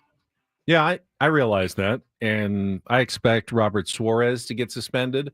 And I expect Dave Roberts to get suspended. I do not think Mike Shildt deserves a suspension. No. And I don't think any other Padres deserve a suspension either. I will be upset if only Robert Suarez gets suspended, or if Mike Shildt gets suspended. You can fine him a little bit. It's fine. It's Absolutely. I'm sure he doesn't want it, but it's not my money, but I don't think he deserves a suspension. Is the FCC going to come for Bob Scanlon for saying bull crap? I wonder if he got a talking to, like I get a talking to for some words that I say. Yeah. You know, again, as Dave Rickards sat in here and told us, say what you want. The FCC is not going to fine you, okay? Especially for the words that I'm saying. Did you think Scan got chewed out? Hey, can you not say? I think it was so late at night. He's probably okay. Oh, it was after 10 o'clock. Safe harbor, he was in the it. safe harbor area. Safe harbor, yeah. Scan and Palm after dark. Yeah. Ooh. Plus, he's not over the air like we are. They are only on Padres.tv, which is cable and streaming. So he could say mother effer if he can wanted use to. the F word and he'd be fine. Do it! Oh, man. Do it! All right, we'll get the thoughts of our friend Darren Smith coming up. Let's check traffic here on 97.3 The Fan. From the 855 Get Ross Traffic Center, protecting San Diego after accidents or injury, here's Kelly Danick. Traffic is brought to you by Valvoline Instant Oil Change, your 15-minute drive-through oil change. Still a few problems out here, guys. Traveling on southbound 15 just before Carmel Mountain Road. Reports of a table in middle lanes. Accident clearing on northbound 805 just past Mira Mesa Boulevard. Also traveling on southbound 67 right before Woodside. We have reports of some sort of trash debris in that right lane. San Diego summers mean beach days, road trips, ball games. Make sure your ride's ready with Valvoline Instant Oil Change. Drive in, stay in your car, and be done in about 15 minutes. No appointment needed. For coupons, visit SoCalOilChange.com. And Kelly Danick with Ben and Woods, San Diego's #1 sports station, 97.3 The Fan. And we're joined again on a Friday by our friend and SDFC broadcaster Darren Smith. Darren, really nice win for SDFC last week at Minnesota. Give us a really solid 30 seconds on that. I must admit, 30 seconds was way more than I thought we were going to talk about SDFC and soccer today. So just another boring morning. Good morning to Good morning. Woods, Paulie. Good to talk with you guys. I thought it was the win of the year. You were shorthanded. You were without 4 starters. You found yourself behind 2-1 at halftime. Minnesota United hadn't lost when leading at halftime. They're a really, really solid defensive team. And to put 3 past them in the second half, for me, made it the win of the year. There you go. Excellent. Excellent Win of the year, recap. and now off until Wednesday when they have another huge game at Vancouver, battling for first place in the standings, right? All right, we're good? Yep. Yeah, we're good. We're good. Vancouver will be without a significant amount of players as well. So good opportunity. Not always who you play, but when you play them. So we worked together back at Mighty 1090. I believe, did we cover the first push, Benny? Yeah. The Dave Roberts, Andy Green. Dave Roberts push. Right. And I can remember that being such a gnarly day. Like on the, you don't see that a lot, D. Smith, to have it come full circle again. Dave getting upset last night, charging out, pushing Shildt. Now, Darren's like me. He had a good relationship with Dave Roberts in the past. I mean, really good one. June of 2017 is when that happened. Okay. So we brand new. Almost. We weren't even. We weren't even a show yet. Oh, we weren't a show yet. That was before us. So we talked about it, but we weren't a show yet. Okay. Well, we've had a few of these little dust ups with the Dodgers over the years, but pretty crazy to see it come, full circle again. Yeah, I mean, and there's part of me that, I'm like a lot of other people. Now, like full disclosure, I was like, all right, 5-0. I think this one's a wrap. And I was transitioning from downstairs to upstairs all of a sudden my phone just went berserk. Yeah. Oh my God, are you watching this? So, I get back on and I start watching, and like your adrenaline starts pumping, right? Yes. You see the sort of stuff, you're like, oh, these are the days, especially like you live for on radio. And then there's part of me, it's like, that's a 56-year-old man wearing a baseball uniform, taking on a 53-year-old man wearing baseball pants. Like, what is this? What am I watching? This looks ridiculous. Yes. But, there's also the part of it that you understand these guys have been doing this forever, right? Like, if I put my wife in front of a television, she's going to be like, this is absurd. But, oh, yeah. Like for us, we're kind of into it. And it's like, wow, this is like super passionate. And this is something people have waited for a long time, to see a Padres manager do that sort of stuff. So, I mean, there's plenty to sink your teeth into it. I don't know. I mean, I read the Buster only thing. I hate those kind of reports. Yes, Buster, presumably there will be discipline issued at some point. Thank you very much. Thank you. I think all of us could have issued that same tweet. I don't know that I agree though, Ben. I actually think Shilt's going to get dinged here because he's a manager and those guys are held to a different standard. And I certainly think, defensible as it might be for San Diego Padre fans, that he's going to be charged with escalating a situation. And I think baseball will probably make sure that he feels a little bit of that pain, whether it's a game or two or whatever. But I'd be surprised if he wasn't suspended. Yeah, I mean, for walking out, out and saying I think he said. What the F is going on here? Well, Shildt was gone by the time that Robert Suarez escalated. So it'll be third-string Padres manager Robbie Hammock who gets suspended at this point. Oh my God. Didn't even know who Robbie Hammock was until last night. Me neither. I know, because it was funny. I watched the postgame afterwards, and Shildt was asked the question if he was surprised that Roberts came storming out of the dugout. And he's like, no, I basically went over there to challenge their entire dugout. So when you say it that way, if you guys, I don't know, you'll get banged.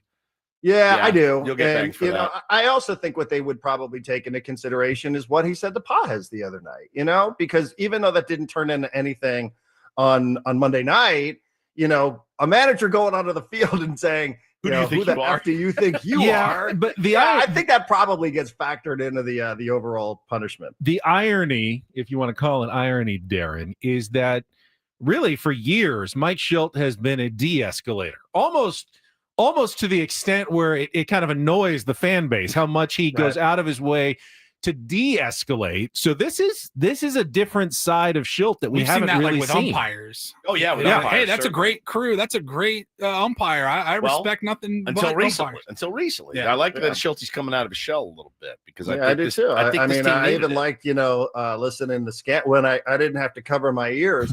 When Scan was Mr. Potty Mouth last night on the post-game show, he's like, I knew immediately that once Tatis got hit, he's like, I saw Shildt. I could almost feel the steam coming out of his ears when he went onto the field. I knew like where this was going. So, I that fuse got lit, and we all saw what it looked like now when the Mike Shildt fuse gets lit and the bomb goes off. Talking to our pal Darren Smith here on Ben and Woods this morning. And, not lost in any of it is you did end up losing 3 games to the LA Dodgers. And, of course, you get to come in on a Friday. You get to talk about the drama. But at the end of the day, you lost 3 games to them.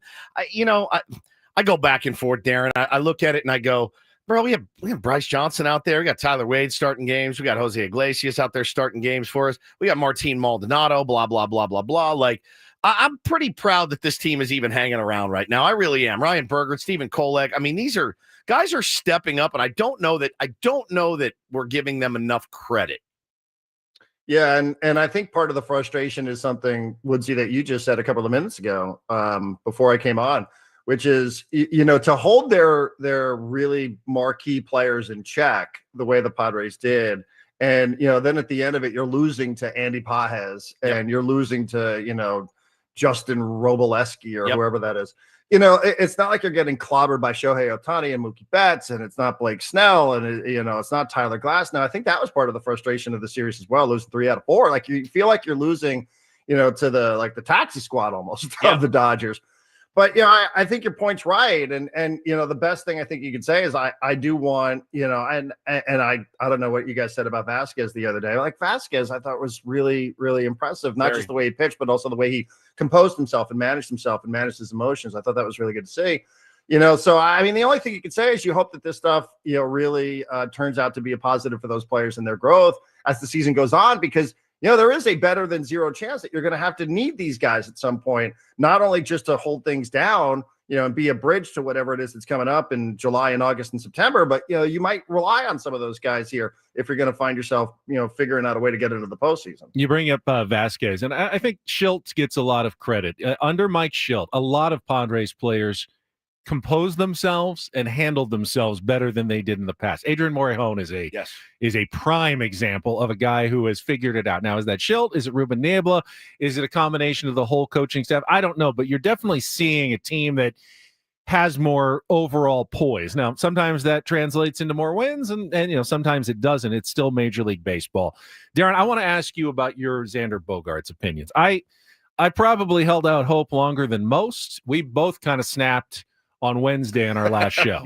And just called out Xander for the pathetic at-bats that we have seen. And I finally give up, and then you actually see what looked like some of the best at-bats we've seen by Xander in a Padres uniform all of a sudden.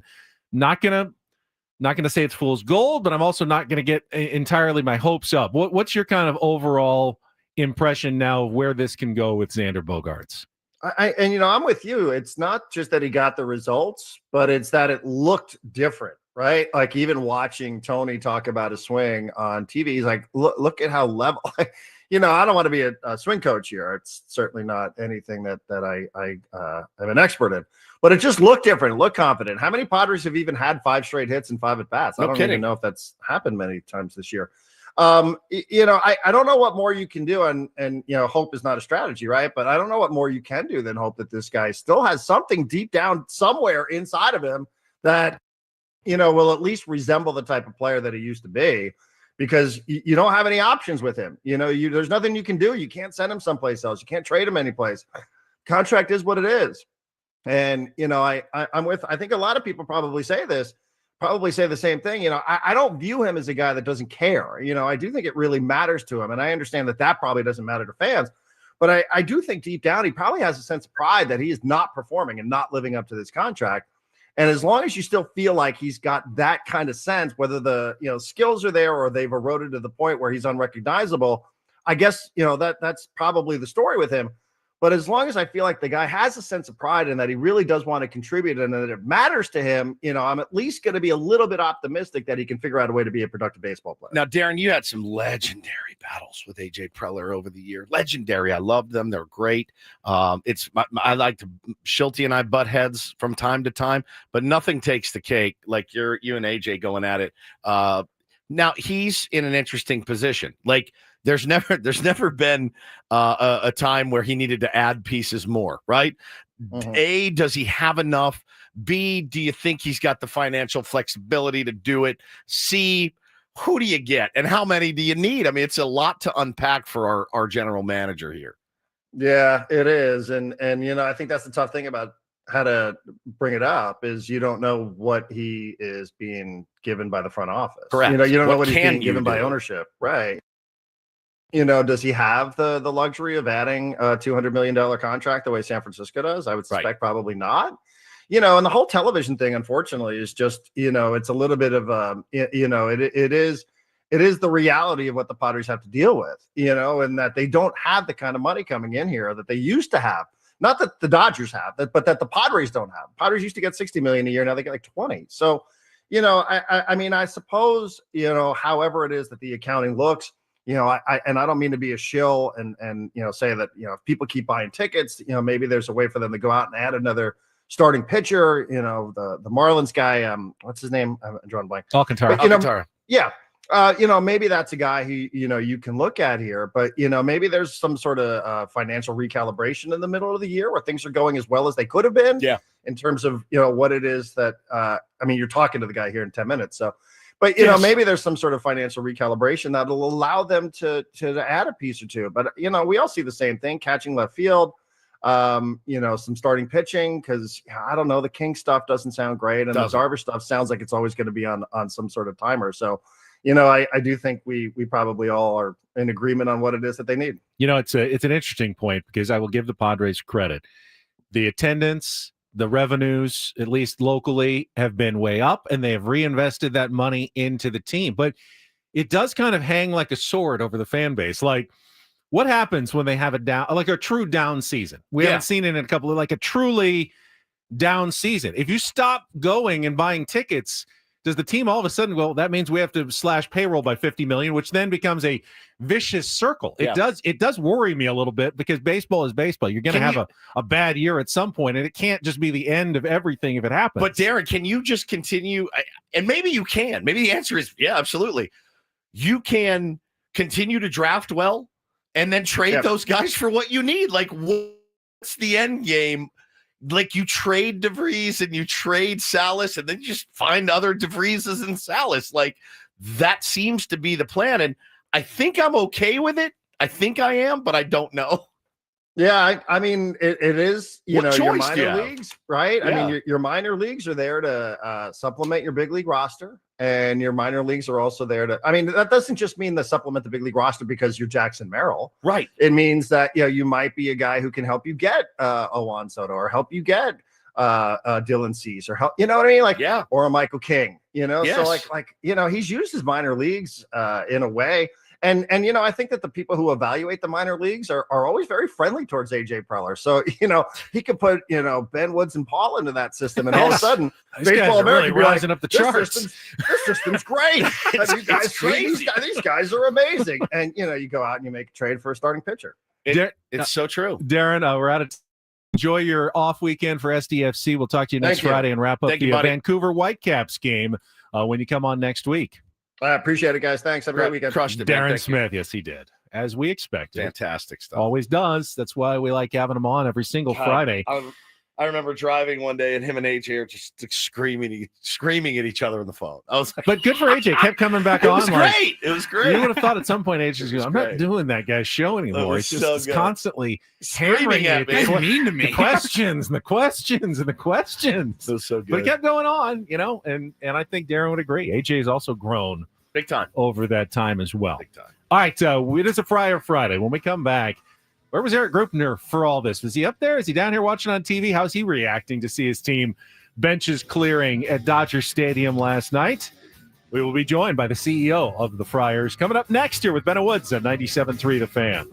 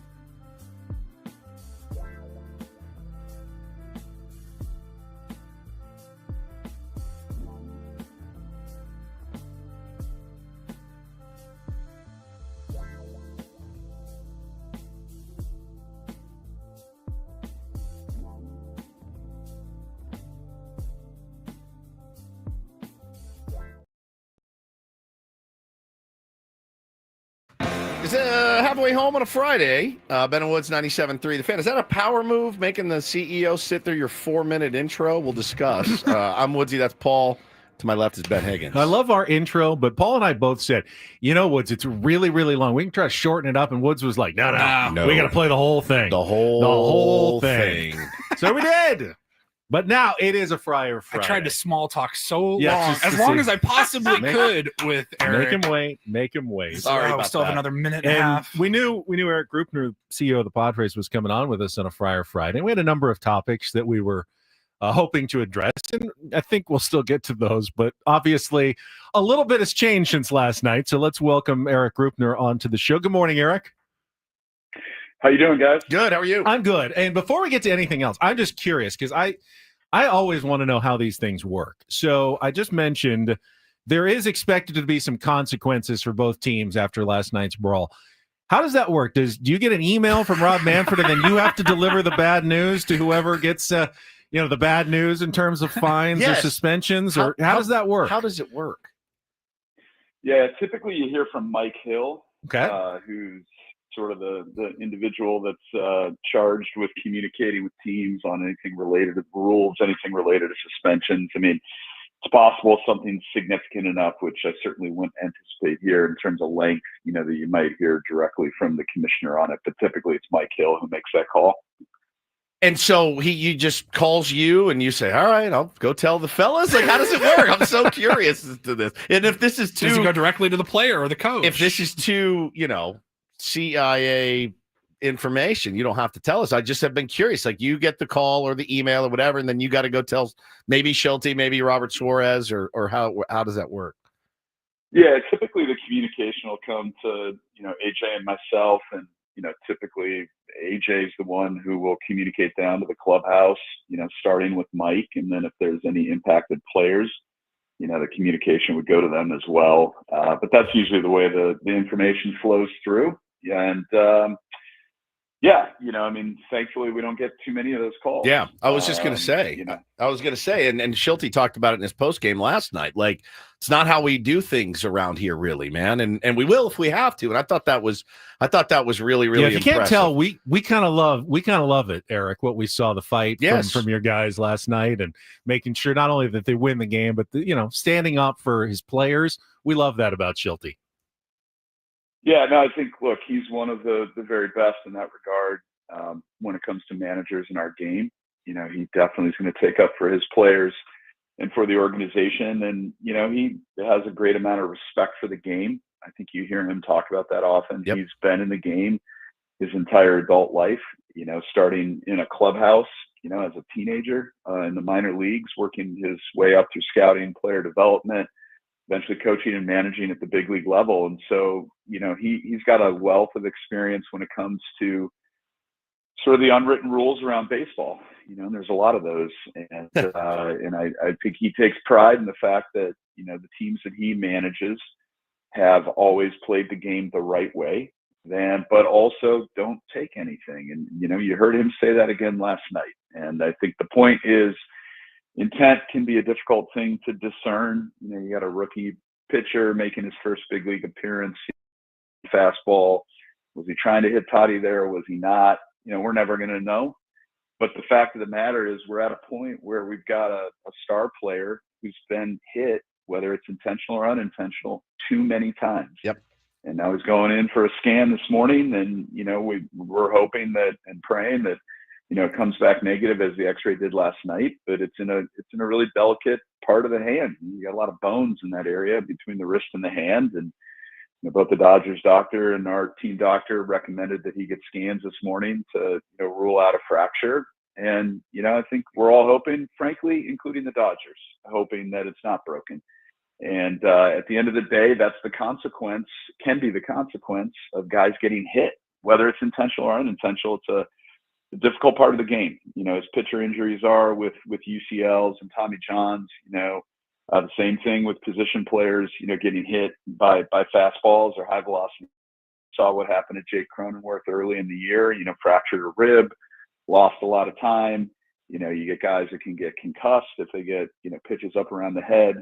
and you can get hand bones and wrist bones broken. And so we don't like it, and it can't continue, especially not with Tatis. Yeah, agreed. It's just happened too much. Agreed, 100%. 100%. Talking to the CEO of the San Diego Padres, Erik Greupner, and a lot of this. It's not uncommon this time of year. We kind of always ask this question, and I know you guys discuss this internally. This is a team that, man, they show a lot of fight, show a lot of heart. They need to make some moves. They've admitted it. AJ said it on this program. Josh Stein said it on this program. Everybody's talking about it. Yeah, we'd love to upgrade the roster. What does that look like from your seat this year as it pertains to adding payroll potentially? And I think Darren just said, yeah, probably don't expect the Rafael Devers $225 million contract. I don't think any Padres fans are.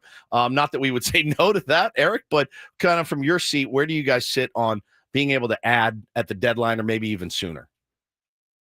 Yeah, I think it all begins with an evaluation of where you're at, and not really where you're at today, but where you're at, going into the deadline. So we've still got some weeks before we're there, but we still believe in this team the way we believed in it coming out of spring training. And I think there was some concern among the fan base that maybe this team wasn't going to be competitive this year or didn't have the pieces necessary to go out and compete for a World Series championship, which is our stated goal. And as I've said all along, going back to spring training when we opened camp, that hasn't changed. We've taken payroll up 30% year over year. That doesn't get talked about a whole lot. But there is a major commitment from ownership to putting a competitive World Series championship caliber team on the field.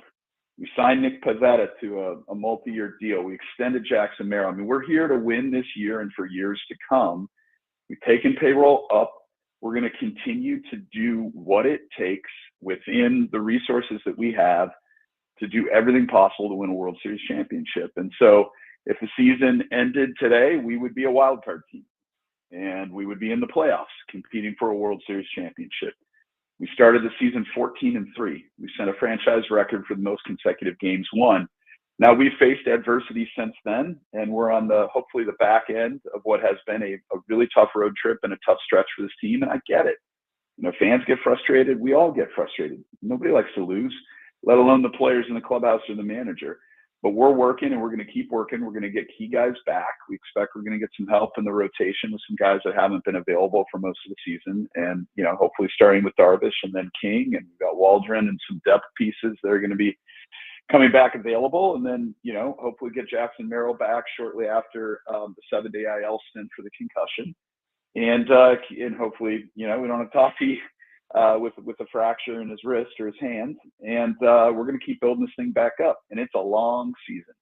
And I think it's going to be about where we're at the deadline. And, if you look at this team, the team last year, we finished last year with the second most wins in the regular season in franchise history. Do you know what our record was at the All-Star break last year? It was 50 and 49. 50 and 49. 50 and 49. We finished 93 and 69. It's the nature of this game, guys. You go through these stretches, and I've been in the game for 15 years, and one of the things that I've learned is you don't get too high, you don't get too low. You're never quite as good as you think you are, and you're never quite as bad as you think you are. And you just got to keep working. I never get too high or low, Erik. Yeah, I don't know. You I sometimes do. I never. But do. you agreed. And Erik, I try to be careful not to move goalposts. When the Padres started this stretch of 26 games in 27 days, we said, got to tread water, 13 and 13. If the Padres can win the next two series, 4-2, they will do just that. Yep. They will manage to get through what looks, at least on paper, to be the toughest part of the schedule without giving up any ground, which I think is commendable that they put themselves in position to do that. And one of the reasons that you guys are still okay, I think, is got to be Manny Machado. He's having one of his finest, if not his finest season at the plate. The All-Star balloting is out. He's ahead big time to start the All-Star game, which I think is absolutely deserving. And he's approaching a major milestone. I think he's 15 hits or so away from 2,000.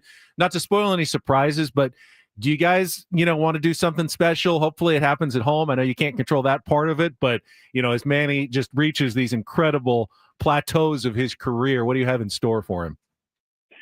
Yeah, we have something planned. Not at liberty to discuss exactly Sure. what it is, but we're certainly going to commemorate, that milestone when it comes for Manny. And I think that's exceptionally well said. I mean, he's done a lot of his talking on the field.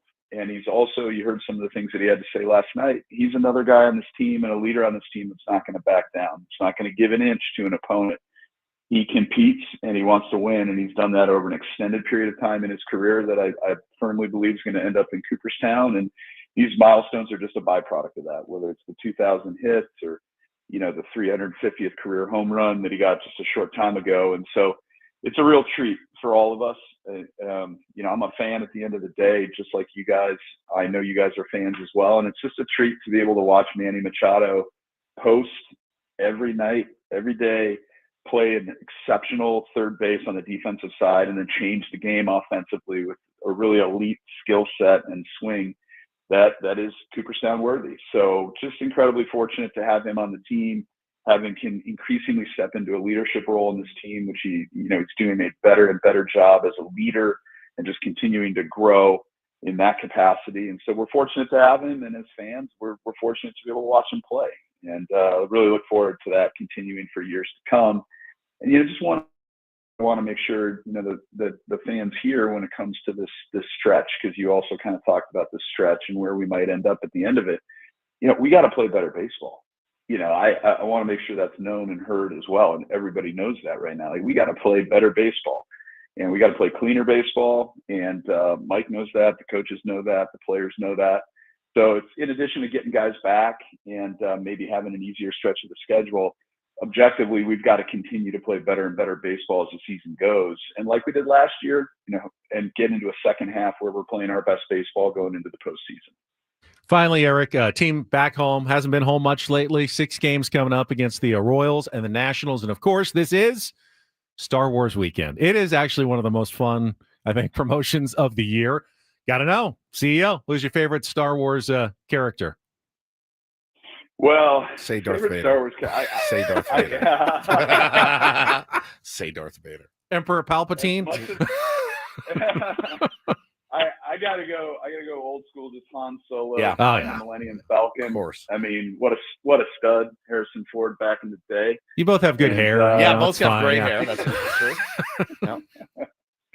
Yeah, I had a Millennium Falcon growing up. Too. The toy Millennium Yeah. Falcon, and I think probably my mom has it somewhere in her garage. My mom backed over mine. What? My mom backed over my Millennium Falcon. It really was like the coolest toy Yeah. for a kid of our generation Never to have a forgot real Millennium Falcon toy to the like best. fly around. It was the best. Now my kids were coming tomorrow the night. best. Yeah, it was the best. We're going tomorrow night to the game. My kids are all week. We're going, right? Yes, we got tickets. We're going to that game. Yes, we're going to that game. They're so excited. They love it every year. Yeah, it's great. It's a really fun weekend. Our team does a really good job of bringing in the Star Wars characters.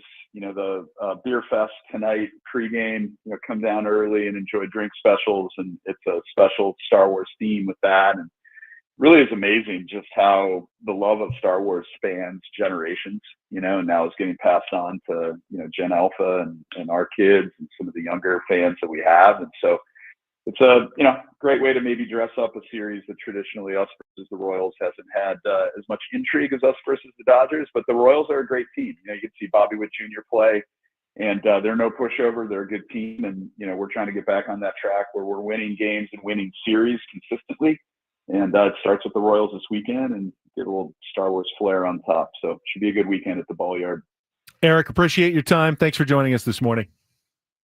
Thanks, guys. Appreciate it. Erik Greupner, Friday Padres CEO, with us. She backed over. Yeah, back. Your Millennium Falcon. Yeah, I mean, she bought it for me, and then I left it out in the driveway, and she backed over it. And I just remember her walking in and being like, "I'm so sorry." And I'm like, how could you? And it was my fault. Take your toys inside, and you don't have to worry about it. There's a real Star Wars issue that fans do talk about, but they had a pronunciation issue because some people called it the Millennium Falcon. Some people called it the Millennium Falcon. Why? Some people called him Han Solo. Some people called him Han Solo. TheBilly D. Williams. Yeah. Lando Calrissian. They just could not figure out how to pronounce their own names of things on the entire franchise. So isn't it a book or the movie The Falconer? Falcon. I say, oh, look, there's a falcon. Falcon, not a I falcon. don't say there's a falcon, but I think my whole life I've said that's a Millennium Falcon, which is weird. But they didn't even be consistent during the movies. No. They just changed back and forth. Get into the Millennium Falcon. It's the Falcon. It's the Falcon. Get into the Falcon. Falcon is a scary word to say on the radio. You're Falcon crazy, man. Crazy. Falcon. Are we an FCC sanctuary? Can we say Falcon? I just had a little sweat bead on my head just saying that. Falcon. Falcon. Interesting.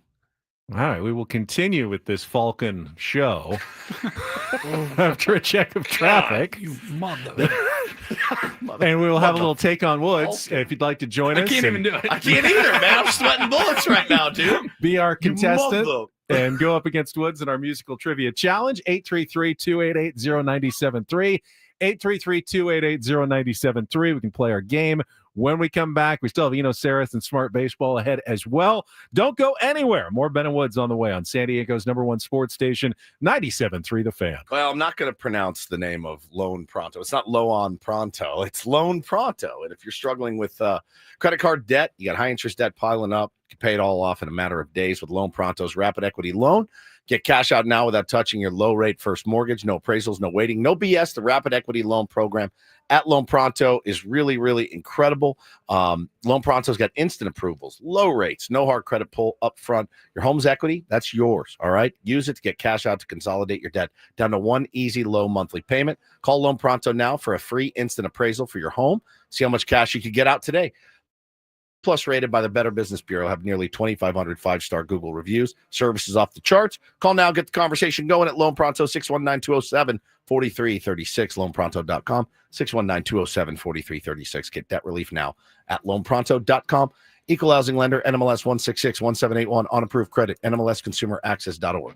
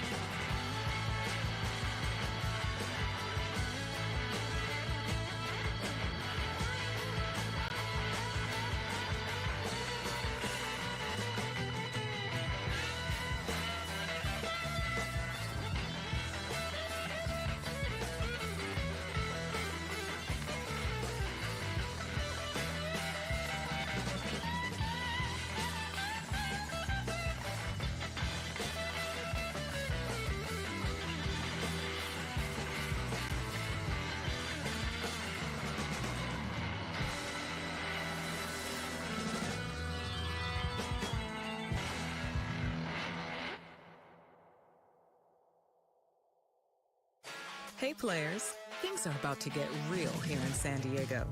Introducing the all-new Jamul Casino Resort. With a 200-room hotel tower, exciting new eats and drinks, plenty of new places to play, and a luxe spa and salon. Hello, rooftop pool and deck. It's where players can play their hearts out and enjoy all the perks that come with it. It gets real this summer at the all-new Jamul Casino Resort, the players' place.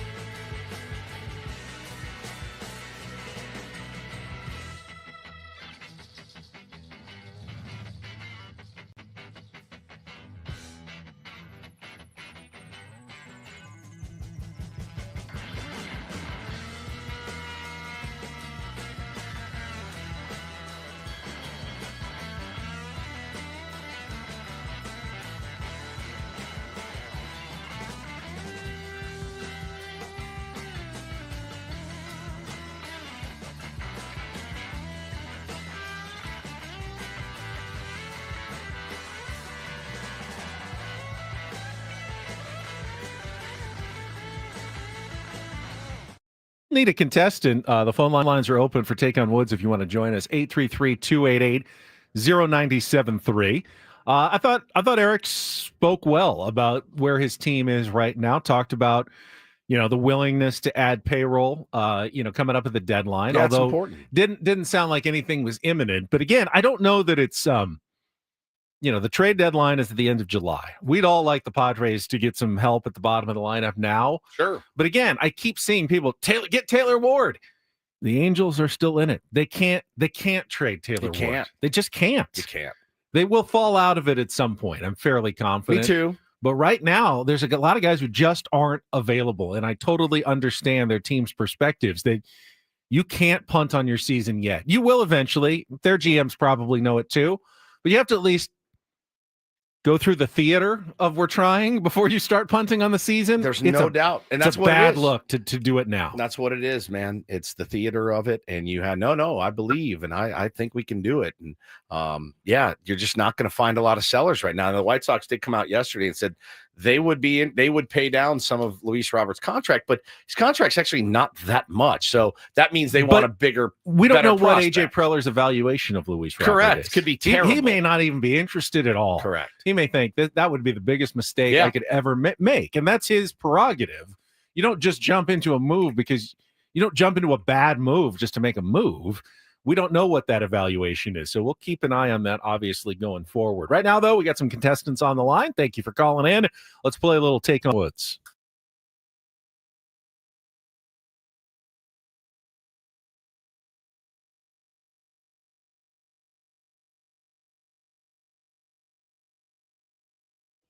It looks like John got in first. Take on Woods is brought to you by Bay Alarm, security and fire alarms for every business. We got you.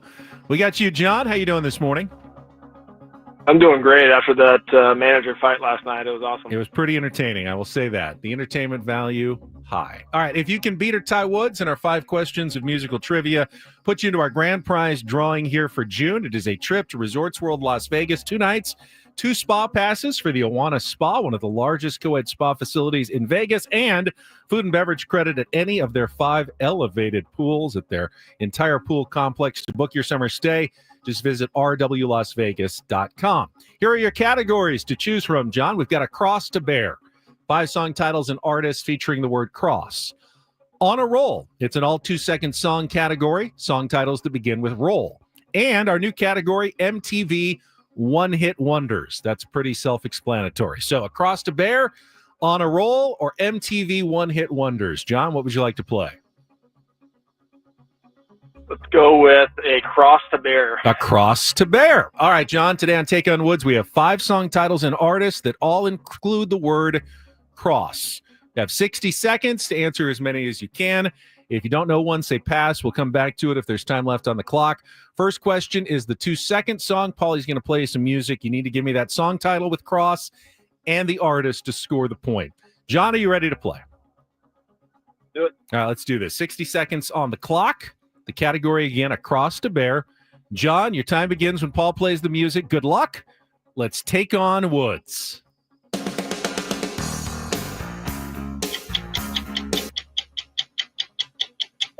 Which hip-hop duo combining Daddy Mac and Mac Daddy made the whole country jump with their 1992 debut single?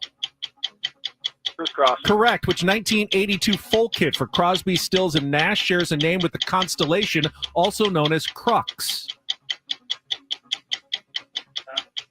Which yacht rock legend? Oh, yeah, that is correct. Which yacht rock legend took us sailing in 1979? Pass. Which 1996 tribute to their late mentor Eazy-E went to the top of the charts for Bone Thugs and Harmony? Meet me at the Crossroads. The Crossroads, correct. All right, which 1982, which yacht rock legend, which hip-hop duo combining Daddy Mac and Mac Daddy made the whole country jump with their 1992 debut single? You got that one. It was which yacht rock legend took a 2-second song? Okay, There's another guy. Isn't his name with the last name of Cross? Christopher Cross. Christopher Cross is right. Jesus. I'm sorry. I lost track of. You got everything but the 2-second song. So I feel okay about that. I'm going to give you 4 points. The only one you missed. My bad on forgetting which ones you got wrong. I really need a check mark or something here. I'm usually pretty good at that. You kept going. I'm like, what? That's right. What? It was Stop. the 2-second song. You're right, Paulie. Crossfire by Stevie Ray Vaughan. But you got Criss Cross, Southern Cross, Christopher Cross, and The Crossroads. So let's. You just got so flustered when Christopher Cross. I came did. out. You know me. All right. John's score is locked in. Woods comes in unaware of the category, what has transpired so far. But 60 seconds back on the clock. Woods, your time begins when Paul plays the music. Good luck. Let's take on John.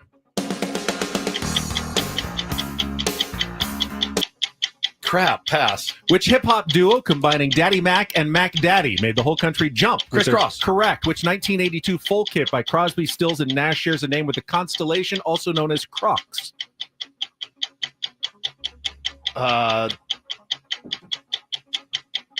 Pass. Which yacht rock legend took us sailing in 1979? Christopher Cross. Correct. Which 1996 Southern Cross was the last Correct. Which 1996 tribute to their late mentor Eazy-E went to the top of the charts for Bone Thugs and Harmony? Crossroads. Correct. Today on let's go back to the 2-second song. I probably do this, yeah. Stevie Ray Vaughan, Crossfire? Yeah! Oh, yes, and he gets it. Ooh. And pulls out the 5-4 win. Not my best hosting job ever. This guy. Not my best hosting job. What did he fumble? It's Friday. I totally fumbled on a Friday. I was up Fumble late. Friday. I didn't even get home until like 11:45 last night. The after caller the game. didn't get the 2-second song. He passed. Yeah, and I forgot which one he had missed, and I didn't remember what to go back So to. he kept going back to. Should we qualify him anyway? Yeah, just put him in the. Let's throw him in the hopper. Let's put him in the hopper. You know what? It was a good play. It was a well played game. Yeah, 5-4s. Host error. I think John deserves to go in. So John, stay on the line. Paulie's going to give you the because you got kind of taking away some of your time. Okay. And, but you did get it, Woods. Good job at the end, getting all the way. John, you're still on the air. Would you have gotten Crossfire? Say yes.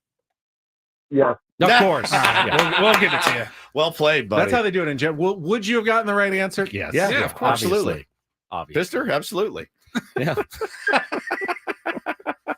What happened to you? Did you glitch? Yeah, absolutely. People said you glitched. Friday. It could be a little too much caffeine from my Better Buzz this morning. I don't know. Wired, man. A little wired right now, for sure. All right, we'll take a little time out. We'll come back. We are not in good shape in this room. I'm telling you right now. We are just not It in was good an shape. emotional night. It was for an emotional sure. It night. was a but late and emotional night. You throw in the health stuff, and I'm amazed that I need more on your health stuff. Are you okay? Are you gonna Too much survive fair this food weekend? on Wednesday? You guys Barely went to had the fair. I anything. haven't heard anything about that on Wednesday at all. Yeah, we did the culture club meeting. All right, we'll do a little late reset. I feel like we haven't even got a chance to catch up. No, We've I been know. talking about this mess all day. Let's catch up now. I know. We Thanks, will. Dave. And then Thanks, Dave. more baseball coming up with Eno Sarris at the top of the hour. Stay tuned. Ben and Woods continuing on San Diego's #1 sports station, 97.3 The Fan. If your health is good, that's great. But I'm glad I have my trust and will done. You always want to make sure that your T's are crossed, your I's are dotted. Yeah. And you can do it simply by going to trustandwill.com. No lawyer involved, no billable hours, simply an online question process that takes about 20 minutes. And at the end, you can have real legal documents that will be in your possession that should be there just in case something does happen to you, and your family will know what to do. Yeah, no question, man. It's very, very simple to do, guys. I can't impart this enough to you, man. It takes 30 minutes to go sit down and knock this thing out. Time well spent and time easily spent. You're taking care of your family after you pass away. It's really a no-brainer. Just go to trustandwill.com. Use the code FAN when you check out FAN. You'll get 20% off. So do that now. They're going to send you your estate documents for free as well. Yeah, it's Tier 1 Dominic tweet every day on our chat says, get a trust, folks. Stay out of probate. He knows. He's gone through the process. It's messy. It's long. It's expensive. And it's avoidable by going to trustandwill.com. That's trustandwill.com.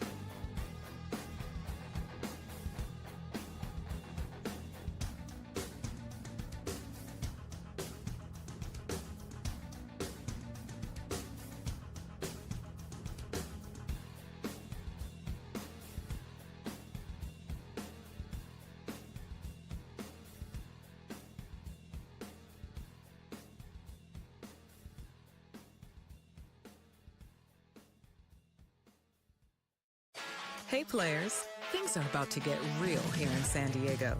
Introducing the all-new Jamul Casino Resort. With a 200-room hotel tower, exciting new eats and drinks, plenty of new places to play, and a luxe spa and salon. Hello, rooftop pool and deck. It's where players can play their hearts out and enjoy all the perks that come with it. It gets real this summer at the all-new Jamul Casino Resort, the players' place.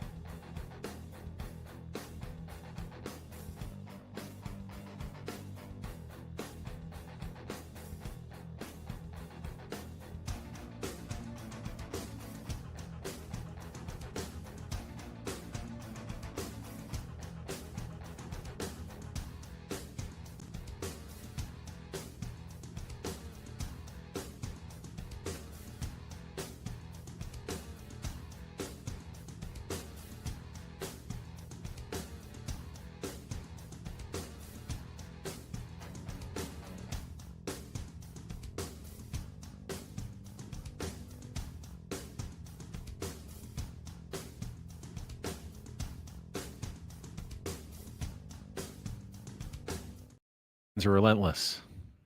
Our chat? Just in my mentions, wherever. John's saying, Tatis's hands are over the plate. Yeah, I threw a little inside, but no one crowds the plate more than Tatis. Ergo, more hit by pitches. But check your facts. Tatis doesn't get hit by a lot of pitches. He gets hit by an average of less than 4 per year. I just looked it up. 2 years ago, Ty France got hit 34 times. Now, that is a guy who takes hit by pitches. Yeah. Pete Alonso 21 times. Andres Jimenez 25. Randy Arozarena 22. Yeah, Mark Canha 28 times. There are guys who get hit a lot. Tatis isn't one of them. It's just the Dodgers. It's just the Dodgers. It's not Tatis. It's just the Dodgers. He's not Don Baylor up there. You know what I mean? It's like, yeah, let me wear one. No, it's just them. It's like you said earlier. They're reckless with it. They always have been. We've complained about it for years. And now when we punch back, they ask their pants. Speaking of their pants. A quarter of all of Tatis's career hit by pitches have come from the Dodgers. They play them like I thought we were going to catch up here. Of the time. You can't stop. We can. All right, I can't stop. You can't stop. I'm sorry. We're just going to play catch up here for a minute. We do need to catch up a little bit. Because it's been like 2.5 hours of this mess. How's everything? It's great. How's your health? It's awful. Apparently, I have no idea what happened. Good. But since we last saw each other on Wednesday, so I talked about it earlier in the show. Monday, I was feeling great. Went to get my physical. Felt all around and got the blood work. Everything looks good, and I was feeling so happy and proud because I put in a lot of work this year and I changed a lot of stuff. And I said, well, this is good. It's nice to see some of the hard work pay off. And so I said, man, I'm so happy. I got my blood work back. Your boy's in the best shape of his life, which means I'll be here to annoy you for a few more years. Put those cigars away for now. And it was like the old man from Joshua Tree was like, not quite, mate. Prepare for John. Prepare for the worst week of your life. Joshua Tree John. Just and almost since I hit send on that tweet, I weighed myself this morning. I've lost 6 pounds this week. 6. I've managed to keep down since Wednesday. So after work Wednesday, Paulie and I had to go to the fair for the work culture club thing.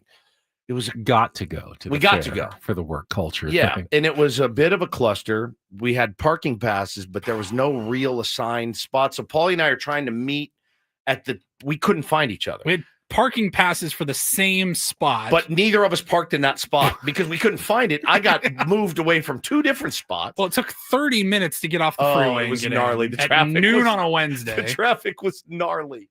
So we finally connect. And I'm like, hang on, Paulie. We got to go up. We got to see all the people from work. We got to get the picture, proof of life. And then I had to go to Bo's camp and hide in the woods. So I got a corn dog on the way. Now, I had been feeling a little queasy, but I was like, I got to get a corn dog. I'm at the fair. Boy, I don't know what it was, man. But see, I also had a corn dog on the way out. Oh, you did? I didn't know that. But I didn't get the same corn dog as you. I got one of the new corn dogs. I went and got the mozzarella and meatball fried corn dog, whatever. It's unbelievable. It's really good. Did either of you get the cinnamon roll on my recommendation? I couldn't find it. I didn't know where it was. I didn't want to walk It's in the cinnamon roll In spot. the isn't main it? cinnamon In the main roll spot. cinnamon roll That's where it I saw always at is. least 4 different. Country Fair cinnamon rolls. It's right there. It's the pink one. It's right there. Yeah, I couldn't find the Tres Leches one. So I go home and I go, dude, what is wrong with me? I couldn't. I at about 4 o'clock, I walked in the bathroom and I vomited I was in there for about 20 minutes and it was horrific. And then I went and I texted Hannah. I go, I'm so sick. I don't know what it is. Now, some of our friends down the street, they had a little bug going around their house. Our kids play with their kid. You know how this stuff goes, right? It was just a bug. And I laid in bed. I had to watch that Dodger game, Ben, on Wednesday night. Going to the bathroom. It was like the colonoscopy prep the night before. Did you do? You never actually had to do. I did not. And our boss is doing I don't know if he wanted me telling everyone, but I just did. He's having his first colonoscopy on Monday, and he said, "I know you did it, and I'm so proud of you for talking about it on the air. What am I in store for Sunday?" I said, "You're in store for the worst night of your life. I would rather be tied to a chair and put cigarettes out on me than go through the colonoscopy prep again." It's not the actual colonoscopy. Colonoscopy's easy. Yeah, it's the prep. It's a joke. The surgery, I would do one every week. No problem with it. Hannah picked me up, got me a Jersey Mike's. I had apple juice. It was great. The night before, you're like, what did I do to deserve this? As you drink that stuff that just cleans you out. That's how it was for me for the last 3 days. I don't know what happened, but it was like a bug and it was nausea. I couldn't hold. Here's what I held down. This is what I've eaten since Wednesday. You ready? A little bit of watermelon, a little bit of cantaloupe, 1 popsicle, 2 cans of Campbell's soup, and 1 strip of saltines. That's when you know you're sick, when you can list off literally everything In that you've been 3 able days. to eat. Yeah. In 3 days. That's all I've been able to eat. Oh, and I had half piece of toast. Yeah. And it was like, when I smelled the butter, I was like, I don't know what happened. And it's amazing I'm here. It's really, I was like, man, I can't bail. This is too big. I hope I don't get anybody else sick, but it's just kind of like this little influenza bug going around. I really don't know. And last time I ever brag about my health again, ever. I'm never going to say that's I'm always the feeling question. good. Is it viral or is it foodborne? Because you can't transmit a foodborne It's like, you know how illness. they have like the voodoo dolls. It's like Joshua Tree John made a voodoo doll out of woods, but instead of like stabbing it, he just like vomited all over it. See, that's what Max says. How nice of you to come in and get your coworker sick. I don't know that I am. Like, I don't know. I mean, you don't look sick. No, your color's good. I've been your here. energy's good. I'm queasy.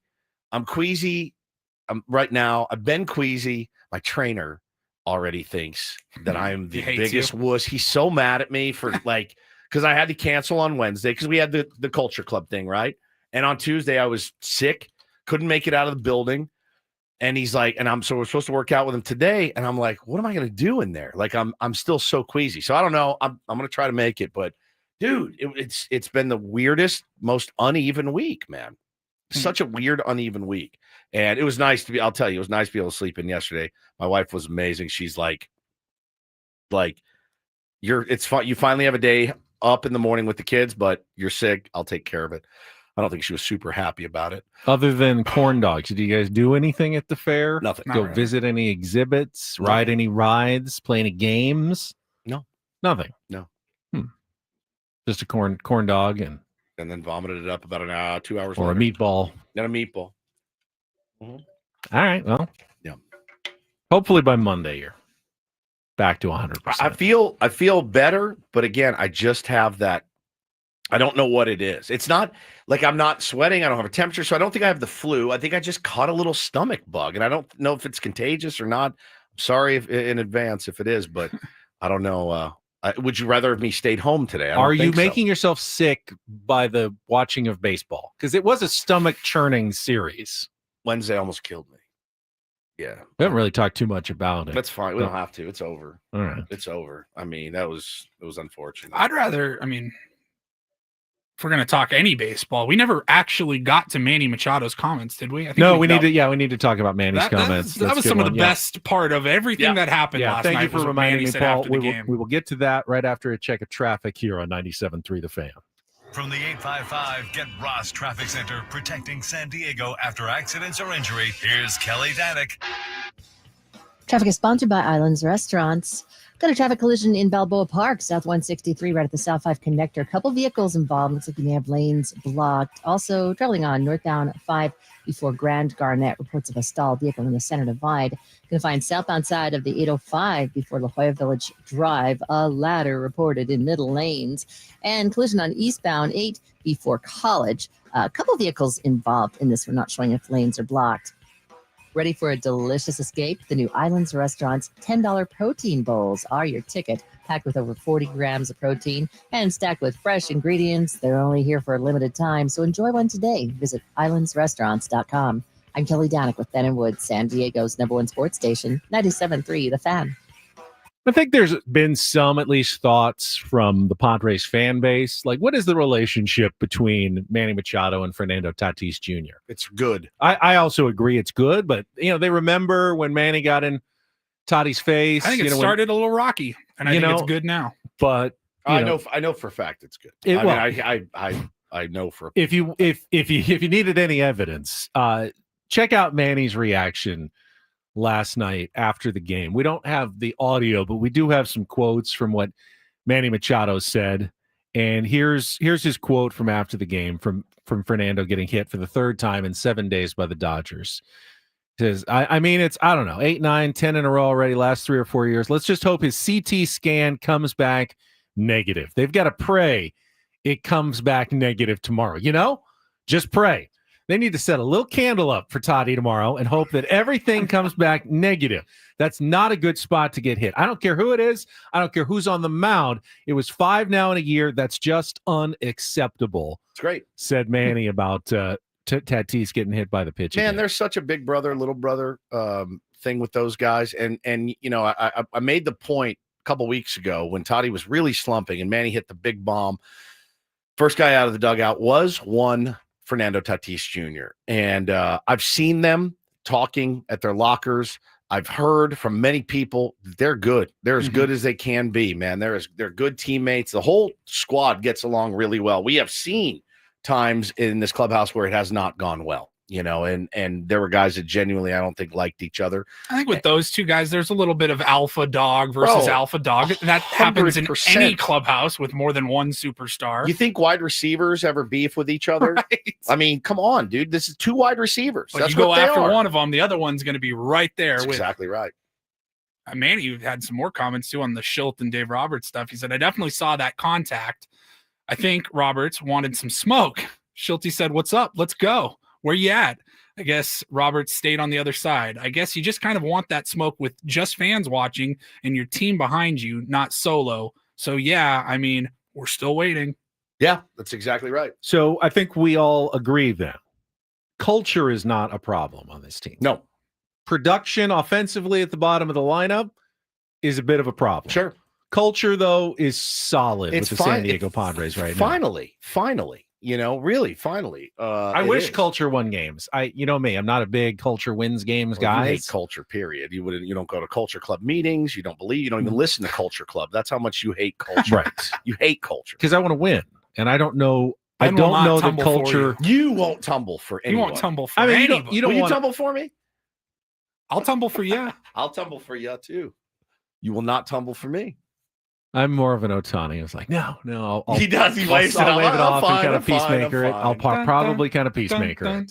It's great. Yeah, you don't want bad culture. No. But, a great culture versus a good culture, I don't know is going to, count for any extra wins at the end of the season. You need production. Yeah, you do. You need guys to come through with runners in scoring position. Winning breeds culture too. It does. That helps. The tier ones have a good culture. We lost like 6 games in a row. I wanted to die. But we have a good culture. Didn't win us any games. Really, won us way fewer games than we should have won. So, but anyway, no, you have to have culture. You do. You absolutely have to. You're right. You can't, if you lose culture and it's bad, then there's no rope to pull on at all. And, the Padres have that rope. Now, the question is, how hard can they yank on it? And it's not the culture, it's the production. I don't know that they need to yank on anything. That's pulling something else entirely. Together Ben. on the rope. What they choose to yank or not yank is their business. Will you please save that today? At least we got something from this show. Wow. You always take it in some weird, creepy direction. I don't try to. I really don't. I know, but you end up doing it. Oh, man. That was something. That's what it sounds like when you all pull on the rope at the same time. I'm so queasy right now. You have no idea. So queasy. I'm waiting for vomit to spring from my mouth. I'm sure our friend Eno Sarris is going to have some thoughts on what transpired last night at Dodger Stadium. Missed him yesterday since we were off, so we will do a little smart baseball with Eno to kick off the final hour of our week. Padres back home tonight against the Kansas City Royals. Good to be at home. Will Fernando Tatis be in the lineup? Hopefully we'll get an update at some point today on his scans, CT scans and everything. But we will come back with Eno Sarris with more Ben Woods on San Diego's #1 sports station, 97.3 The Fan.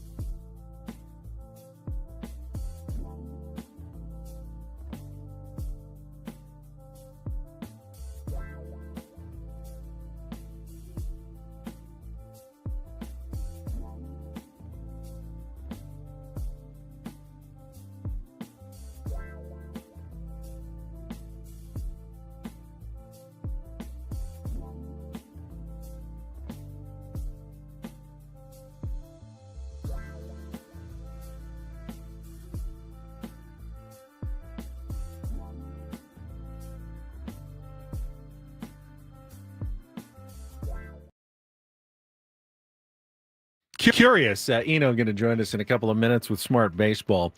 They did their trade deadline urgency rankings this week. He was part of that on The Athletic. Oh, we got to be one. I thought so. Under bats, I figured, who needs the most? Now, this was, I think, just before the Devers trade, and they had the Giants number 1 as needing a bat the most. Okay.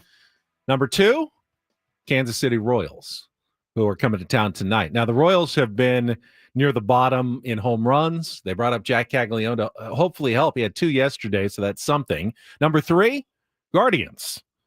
4, Rangers. And 5, Tigers. Padres getting the honorable mention along with the Astros and the Braves as needing bats. I would have said it's more urgent. Isn't it so funny, though, how we totally live in our silo, Yeah. in our vacuum, and we're like, are you out of your mind? Nobody. Those 5 fan bases you just mentioned, Ben, they're probably doing the same thing. They're just freaking and kvetching over everything that's going on right now with their team. And but we live in the Padres silo and the vacuum, and it is important to know that there are other teams, which is not good. That's not good for the Padres. You don't need 5 other teams above you all looking for the same bat help. True. Under starting pitching, got teams like the Cubs and the Dodgers. Padres in honorable mentions.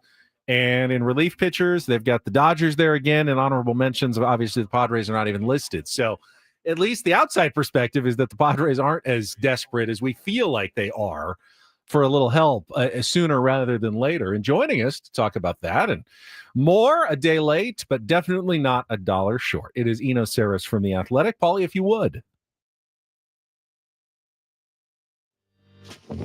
It's time for the super polished, yet to be named Smart Baseball Weekly segment with Eno Sarris, son of a bitch. Brought to you by 7 Mile Casino, just 7 minutes from the ballpark by the bay in Chula Vista. Here's Eno Sarris with Ben and Woods on 97.3 The Fan. Now, is Friday, Eno, any different than Thursday, Eno, or kind of the same? The walk-up music hits a little different. Yeah. Well, Friday Ben is different than Thursday Friday Ben or is Tuesday Ben. is usually kind of a mess. Yeah, that show over here. Yeah, he's a mess. I have to give your producer some flowers, man. I have another regular gig with another radio station, and they did a similar kind of montage, whatever opening thing, and it's not as good. Don't tell them. You didn't even have to tell us. us. Send ours to them. They can use it too. We knew that. How are you, buddy? How's everything? Doing great. It was just a really interesting day. I was at the Giants game where Devers was part of a 2-1 win, and that was a fun day at the park. And then going to bed at night watching the Padres get into some scuffles. It was crazy. It really was crazy. But I wanted to start with a guy that I think I'm getting very excited about, and that's Ryan Bergert, man. There's a lot to like about him, and I know you do the deep dive into the numbers with these guys, and we have guys in our fan base that do it as well. And by all accounts, this dude looks like he could stick at this level. Yeah, I mean, I think that one of the things that is so important, especially for a right-hander, I think it's a slider league, and I think you got to have a good slider, and he has a pretty good slider. So that's the beginning of everything, I think, almost in this league, because the thing that's so great about the slider is not only do you use it as an action pitch, as a whiff pitch, but increasingly it's a pitch you get called strikes with. So if you have a good slider that you can command, it's really 2 pitches in one, and I think he's got that. How did that evolve, Eno? Because, when we were growing up, the fastball started everything. And then, you get ahead in the count, then you'd see the off-speed stuff, the breaking balls and the change-ups. Now, you'll see 3-0 sliders, and you'll see sliders, 5 in a row. That didn't used to happen. Is that simply based on the metrics of what they determined was effective? And just kind of how did that evolve? No, I think the game itself just kind of has ebbs and flows. I was reading about, the creation of the curve, and, Chief Bender was like the first person who threw a slider, and he called it a nickel curve. And, I wouldn't be surprised if there were times back in the day when they first discovered sliders where, there's tons of sliders all of a sudden. I wasn't around to see it, but what I did see was Leo Mazzoni in Atlanta And he was like, establish the low fastball, low and away, and everything builds off of that. And the problem was that after a while, all the hitters just got used to hitting sinkers, hitting sinkers low and away. And all of a sudden, you just couldn't throw a sinker low and away to a lefty because they'd trained for it. They'd seen it a million times.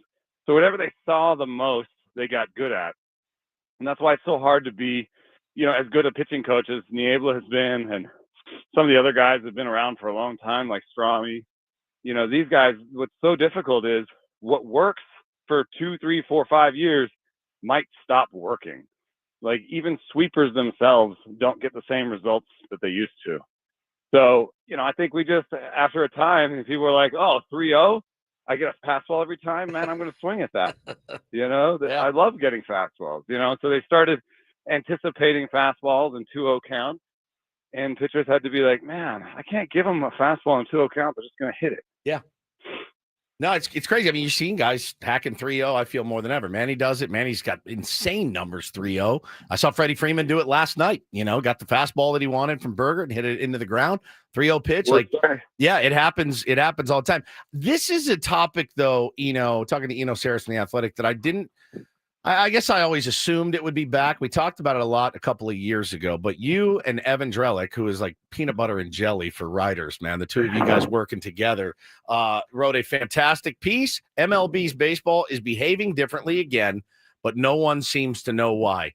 If you watch a lot of baseball, and all of us do, all of our audience does, I'm thinking I got 10 home runs by the Padres that should have gone out, off the top of my head. Gavin Sheets the other day, Manny Machado a couple nights ago. Like, those are balls that are tanks every other year. Are we back to that same mess of the ball is juiced or dead or whatever? So, yeah, I mean, I have to be careful because if you call the ball dead, like there are some people who DM me and being like, they didn't do anything to the core. So the bounciness of the ball is not different. So it's not dead. So to be totally correct, it's the highest drag that has ever been in since we started recording it. So basically the seams are higher than ever. Which the pitchers love, because the balls a couple of years ago, when we went out to fantasy camp, I think I told you, I picked up a Major League Baseball and it was a cue ball. I'm like, no wonder these guys are tacking it up with stuff. So that was 2019. 2019, it was the lowest seams, the lowest drag. And that was the year that all the teams broke their home run records. And so, it does make a big difference. It makes a little bit more of a difference over 330 feet than it does over the 60 feet that the pitchers throw it. The pitchers will notice it, but it really becomes a big deal. What's missing? 4 feet. 4 feet. And that's totally the difference between a homer and, a warning track fly ball for a lot of balls. 100%. Talking to Eno Sarris from The Athletic, we were just mentioning The Athletic's trade deadline urgency index that you were part of about a week ago. Now, this was before the Giants picked up Rafael Devers. You had them number 1 with bats. Padres didn't even make the top 5, which kind of shocked us a little bit. Just because it seems so urgent, especially for the Padres to address that at the bottom of the order. But how big was that trade for the Giants in your mind?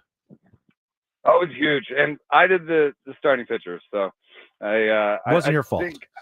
It wasn't my fault. Yeah, how could you forget us here? Not to throw fellow writers under the bus.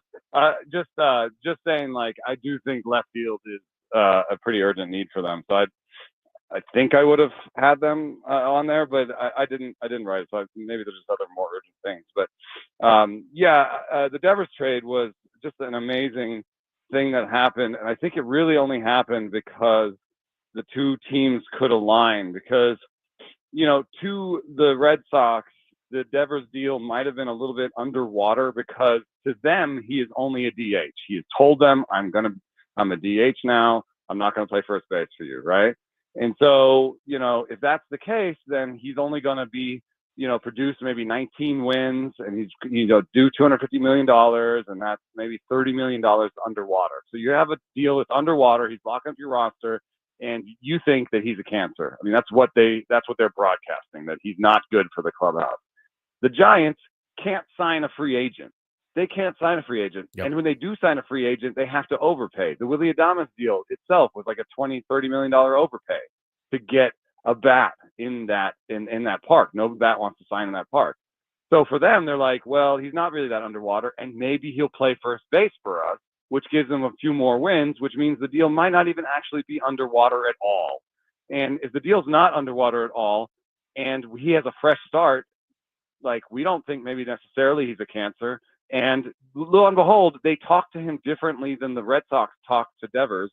And he's like, yeah, I'm going to take ground balls to first base. That might be a good thing for me and for the team, you know? And so, all of a sudden Devers is different? No.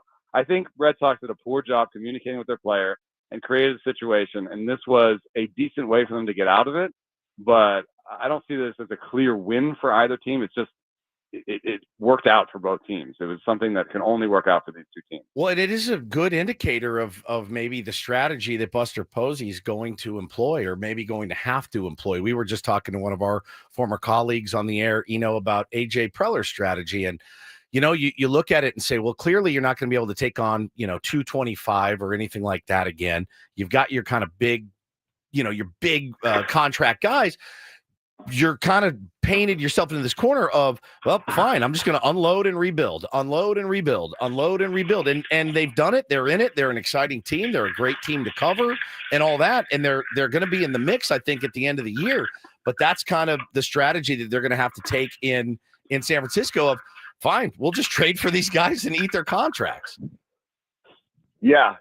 And, I guess there were some people being like, oh, I can't believe Devers didn't have a no trade. And that's the kind of player that the Giants will, because remember, they tried to get Giancarlo Stanton. Yes. And he had a no trade, and he said nope. So, there's a very specific kind of player that the Giants can acquire in terms of bats. And, I don't think Kyle Harrison is going to be a great starting pitcher. My comps for him are Andrew Haney and JP Sears. And so, I think that they could, and on top of that, who will sign in San Francisco? Arms. You trade away some arms, and hey, next year, if Giolito wants a 1-year deal, where's he going to come? He's going to come to San Francisco. Yeah, it's a good point. We're still trying to figure out what we are here. We've got a guy in Luis Arraez that can't hit at Petco Park. Can hit, I know he won the batting title last year, but like, his numbers at Petco are staggeringly bad. We don't really know the type of player that will succeed and thrive here. I think we're still trying to figure out as they're earmarking players around the league for guys that they would want to get, because it's just, Petco's a weird place, but it's also a great place to pitch at. But it's one of those weird things. We still don't know the ideal candidate for Petco Park. Yeah, I think the one nice thing is that they don't have a reputation in the league of like, oh, you can't hit in San Diego. You can't take their money. And, as bad as maybe the Hosmer deal was, what it did do was set up at San Diego as a place where hitters can sign, And so I think that the nice thing is Gavin Sheets, for example, Gavin Sheets said, I'm sure maybe the Giants approached him, or if you were in a world where the Giants and the Padres both approached Gavin Sheets, he goes to the Padres, Yeah, for sure. So it just doesn't have that reputation. And so that's why Preller's been able to backfill this roster with the Profars and the Sheets of the world, because he has a good eye for, talent evaluation, and he has a ballpark that doesn't really turn hitters off. So that he has a good semi-neutral park, and, and it's a little bit good for pitchers. So you can go get a Pivetta who's been having a hard time in a hitter's park and put him in a better situation. And lo and behold, he's a better pitcher. So I think it's a good park. I do wonder, Petco Park last year was a little weird, but early in the season, it's a pitcher's park. When we have our marine layer and it's cooler, it changes as the year goes on, though. It becomes a much better hitter park once kind of July rolls around, the weather heats up, the clouds kind of go away. So I'm wondering if Nick Pivetta is going to sustain it. I'm wondering if Arraez might be able to turn it around. You may see a different team in the second half of the season just based on our weather patterns here in San Diego. Yeah, and I do think that Arraez would benefit. He just needs to burn some of those outfielders that are playing him so shallow. He needs to hit a few beyond him, even if it's not a homer. He needs to hit some doubles to the wall and stuff, and change the way that they're defending him. He did try it. He's had. We saw last night a couple. He pulled the triple. He pulled one to the warning track, which he's not going to. He's not going to be able to get it out in Dodger Stadium in the power alleys. But he was at least like looking to attack and pull a little bit, which I did like to see last night. Yeah, and I'm sure you've heard the stat, but Tatis's been hit 26 times, 6 of them by the Dodgers. Yes. Oh yeah, we're well aware. But I was looking through that, and so you're like, okay, well, part of it is their divisional opponent. But I looked, and the Giants have 4. They've hit him 4 times, and so you're like, okay, so the Dodgers have hit him twice more than the other divisional opponent. Maybe it's not that big a deal. Then I looked at who hit him by the Giants. I don't know if this is already ringing a bell. Madison Bumgarner hit Fernando Tatis 3 times himself. 100%. 100%, because he is the reddest of asses, and he wanted to send a message to a flamboyant young player. I remember that. Oh yeah, Madison was definitely trying to police baseball. Yeah, I saw today. Not surprising at all. Not surprising. To take those out, and then the numbers really start. No doubt. That's what I'm saying. Yeah. And I was just talking because Dodger fans were going, well, he's crowding the plate. No. There are guys who get hit 25, 30 times a year to lead the league. Tatis gets an average of just under 3 or 4 per year, I think, in his career. Yeah. So getting hit 3 times in 7 games. Yeah, is a lot. Rizzo was like on top of the plate with the armor and stuff. Like, he's not that guy. No, not even a little bit. So no, we've had an interesting one today, and got to figure out a way to go out and beat the Kansas City Royals. Now the Dodgers series is over, but as usual, we thank you for your time on a Friday, my friend. Great job as usual. Keep up the great work. Thanks for having me. All right, brother. Eno Sarris from The Athletic every week, brought to you by 7 Mile Casino. Love the comments in our YouTube stream.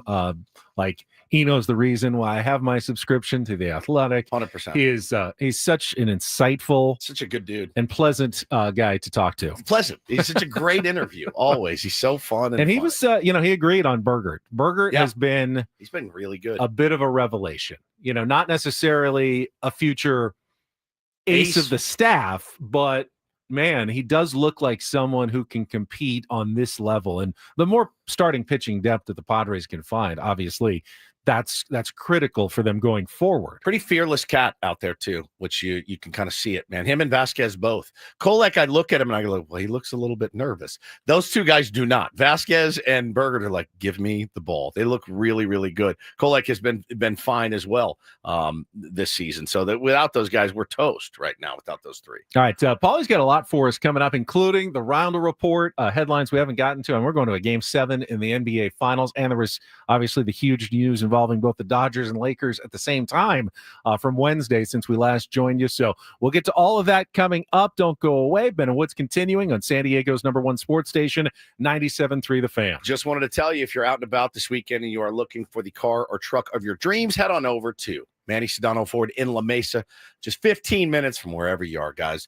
Great summer deals, June deals right now. They got the Ford F-150 STX Super Crew Cab. It's powerful, it's dependable, and ready for anything, just like Ben. Just $299 a month. Ben actually charges more than that. And for the hardworking grads out there, you got options. How about you're taking off to your new school, driving up to Pomona Pitzer College, maybe, Ben? I'm dependable. You're very dependable. I don't know if I'm ready for anything, but I'm dependable. That's true. That's true. Driving up to your new school in your Ford Bronco Big Ben, rugged, reliable, sharp. Also like Ben, just $271 a month, or go electric, the 2024 Mustang Mach-E Select, all style, no gas, like me, just $157 a month. Support San Diego, support local. Visit Sedano Ford in La Mesa, one of San Diego's largest inventories, or start online at sedanoford.com. Don't forget to tell them Woodsy sent you when they roll out the red carpet for you. More details can be found at sedanoford.com.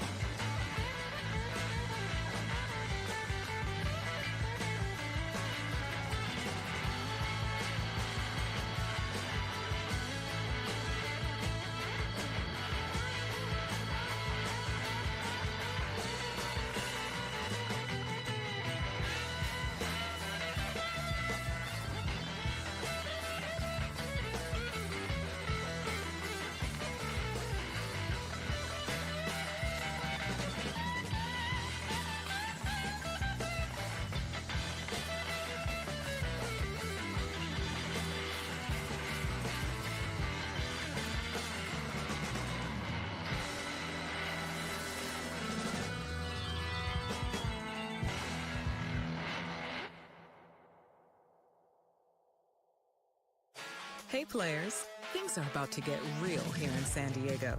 Introducing the all-new Jamul Casino Resort. With a 200-room hotel tower, exciting new eats and drinks, plenty of new places to play, and a luxe spa and salon. Hello, rooftop pool and deck. It's where players can play their hearts out and enjoy all the perks that come with it.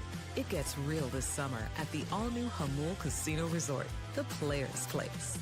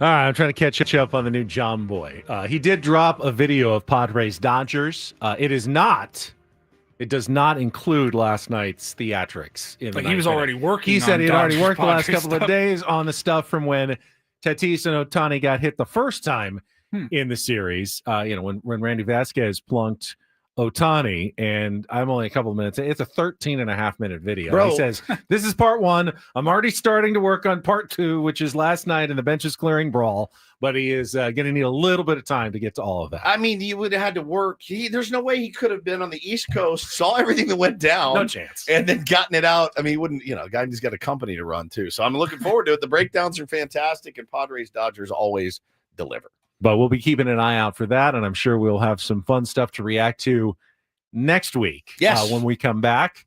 Padres will be in the middle of their homestand between the Royals and Nationals series. And we can talk more about John Boy on Monday. We did miss yesterday's, though, Throwback Thursday.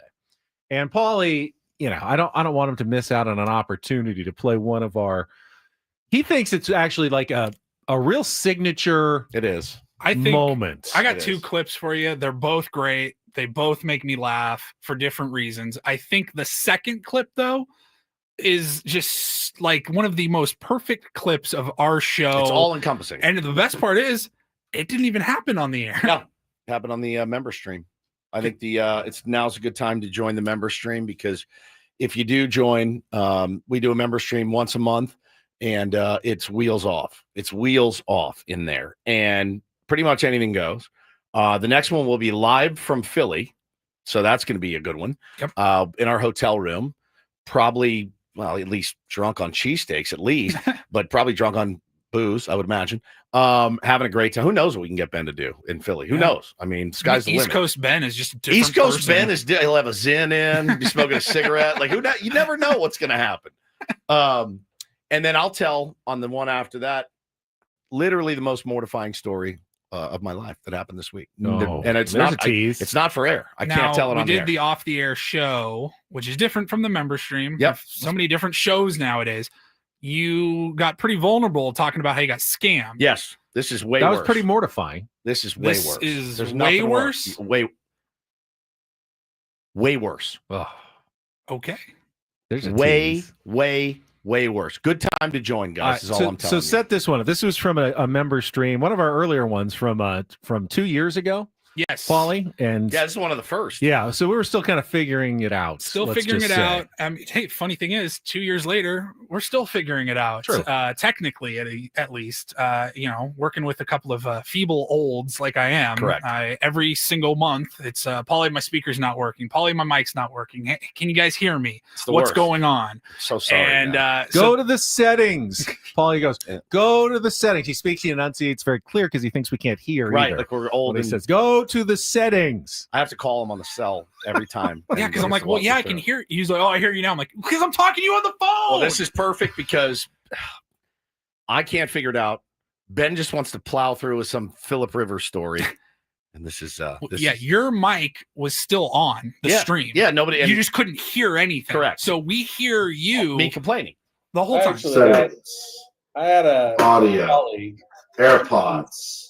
She runs the teleprompter on Mondays, and she said something. She's not a sports fan really at all. hitting She my says, I watch your highlights of the Padres and just feels so much like the Chargers. And you know how they Now I have it on. Now I have these things off, and it's still not working. are supposed to win. Can you mute him? I'm telling you, I it's mean, not my fault. These damn kids. Paulie, They're probably in here messing with something. He has no idea he's interrupting your story. But anyway, I thought she had a good point. This Padres team does feel like at least 5 or 6 of those Chargers teams like, baffled you how they could lose games. Like, what's going on? Don't you mute my mic? Ben tried to mute him. The volume's up. Mute's off. Like, insane. I got nothing. I'm telling you. Bro, get your ass to bed. I was testing the speaker. They were. I can't get it in my computer or anything. Nothing.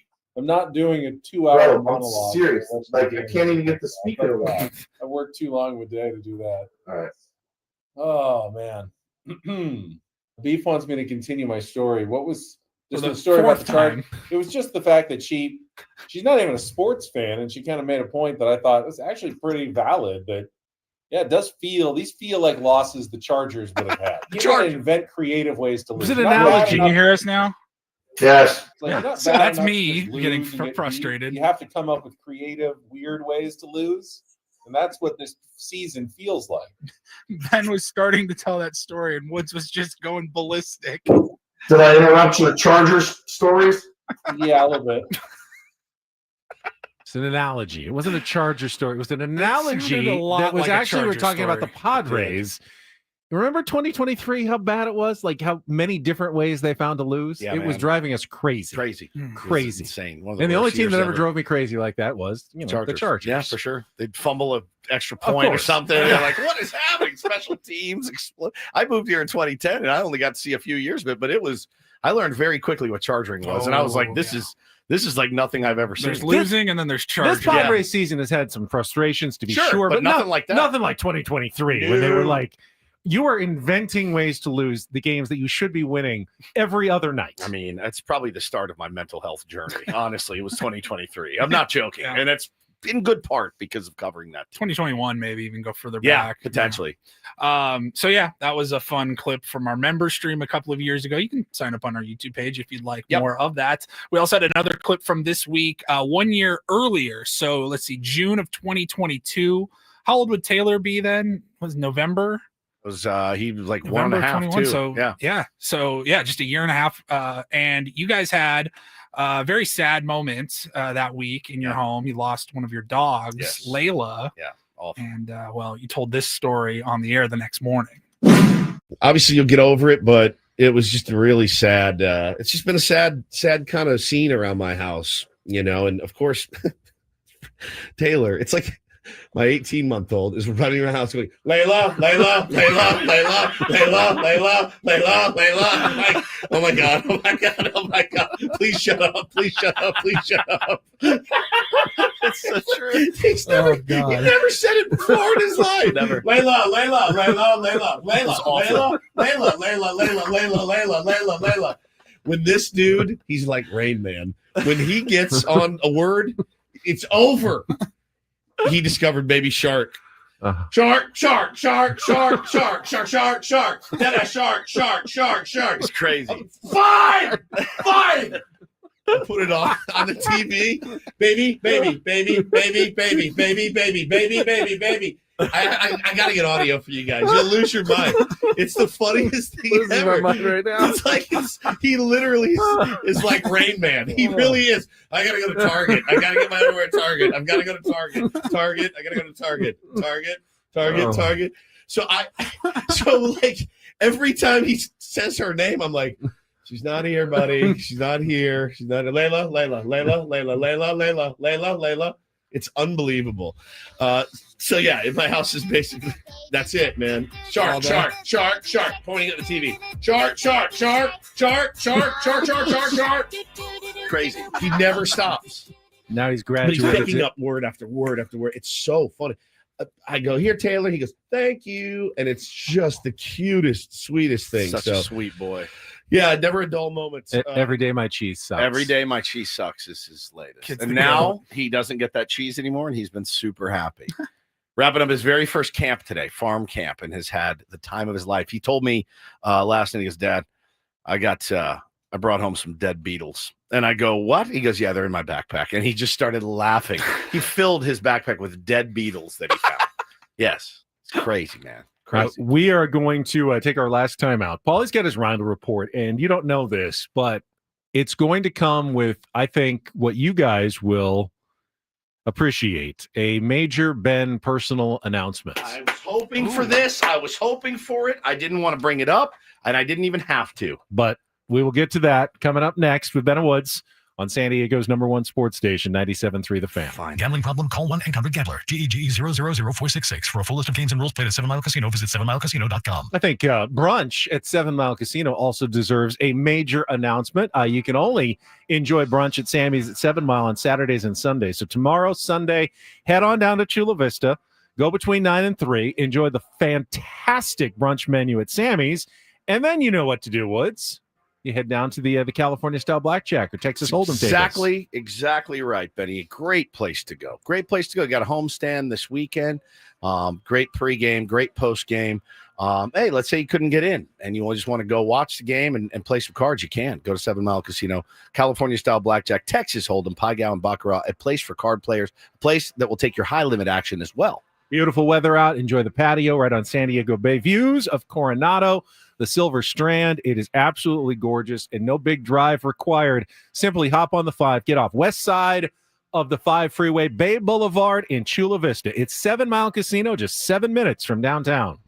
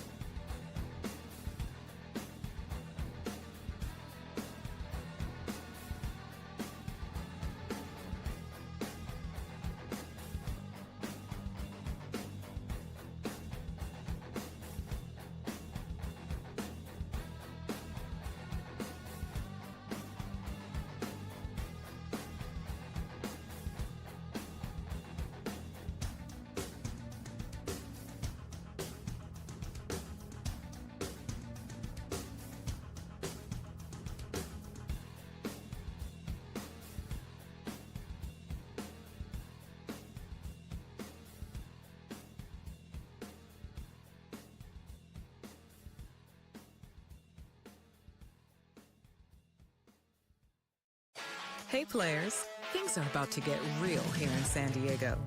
Introducing the all-new Jamul Casino Resort with a 200-room hotel tower, exciting new eats and drinks, plenty of new places to play, and a luxe spa and salon. Hello, rooftop pool and deck. It's where players can play their hearts out and enjoy all the perks that come with it. It gets real this summer at the all-new Jamul Casino Resort, the players' place.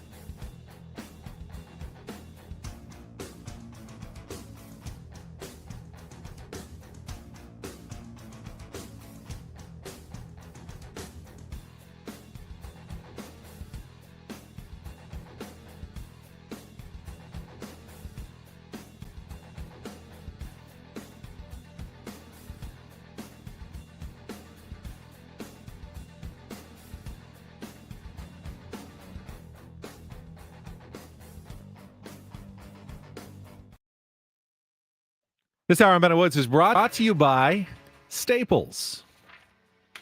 That was late night last night. We had the NBA Finals on Channel 10 and then the Padre game. I don't think I got out of there until after 11 something late. It was a late night. So I'm sorry if I've been a little scatterbrained this morning. I get it. I totally get it. I'm a wreck. Full on wreck. You okay? You were back in the restroom, the Odyssey restrooms again during the break. I'm a wreck. Again? Yeah. Again. You're not putting anything in. Guys, well, I usually orange today. Usually like, you get in, you get out what you put in. Yeah. But you're not putting in, and you're still Pepto-Bismol making and withdrawals. water and 2 orange little no tangerine. deposits, but you keep making withdrawals. I'm dying. I don't know what the hell it is. Huh. All right. So Just want it to be over. Paulie's got some headlines, and I've got a personal announcement that Wood seems to be looking forward to. I knew it was coming up after a check of traffic here on 97.3 The Fan. From the 855 Get Ross Traffic Center, protecting San Diego after accidents or injury, here's Kelly Danick. Traffic is brought to you by the Salute to Heroes Golf Tournament, July 28th at Loma Santa Fe Country Club. Not a bad wrap-up for our morning drive, guys. Got this collision on eastbound 8 just before College. Everything's in the center divide. Watch out for some large tire tread reported in middle lanes on northbound 805 right before the 8. The Salute to Heroes Golf Tournament is back July 28th at Loma Santa Fe Country Club. Join sport legends and celebrities and tee off to support local heroes. Register now at san diego social leagues.org. That's san diego social leagues.org. I'm Kelly Danick with Ben and Wood, San Diego's #1 sports station, 97.3 The Fan. And get things started here with our today's edition of the Reindl Report. Now tuned into the greatest. Welcome to the Reindl Report with Paul Reindl. Hi, Paul. All right. 2 stories from the world of sports that we haven't gotten to yet. We'll start off in Major League Baseball. And 1 story that you didn't know you needed. Are you laughing, biatch? It's the Reindl Report Hey, Paul, how you doing? Okay, how are you? on 97.3 The Fan. Are you ready to bless the mood? I need some help, please. That was good. Can I get a yeah? Oh, yeah. All right. All right. Happy Friday, gentlemen. Let's get started. So NBA season getting ready to wrap up. Game 7 on Sunday night after the Pacers forced a Game 7 last night. But I do think since we've been away from you the last 48 hours, the biggest news, at least in basketball, is still the Lakers were sold while we were gone. It's insane. I guess they'd been working on this for a little while. Obviously, a deal of this magnitude, you don't just wake up one morning and decide to sell the Lakers. But window shopping, looking by. Oh no, that looks good. Yeah, I'll take it. I did not. I wasn't expecting this. I had no idea they were this close. And so the Lakers were sold by Jeannie Buss and the Buss Family Trust to, already forgot his name. Mark Walter. Mark Walter owns the Dodgers. So keeping it in LA. Jeannie Buss will remain in her role as governor of the Lakers. So it should be business as usual. I don't know that there's going to be a ton of noticeable changes on maybe how things are run there now.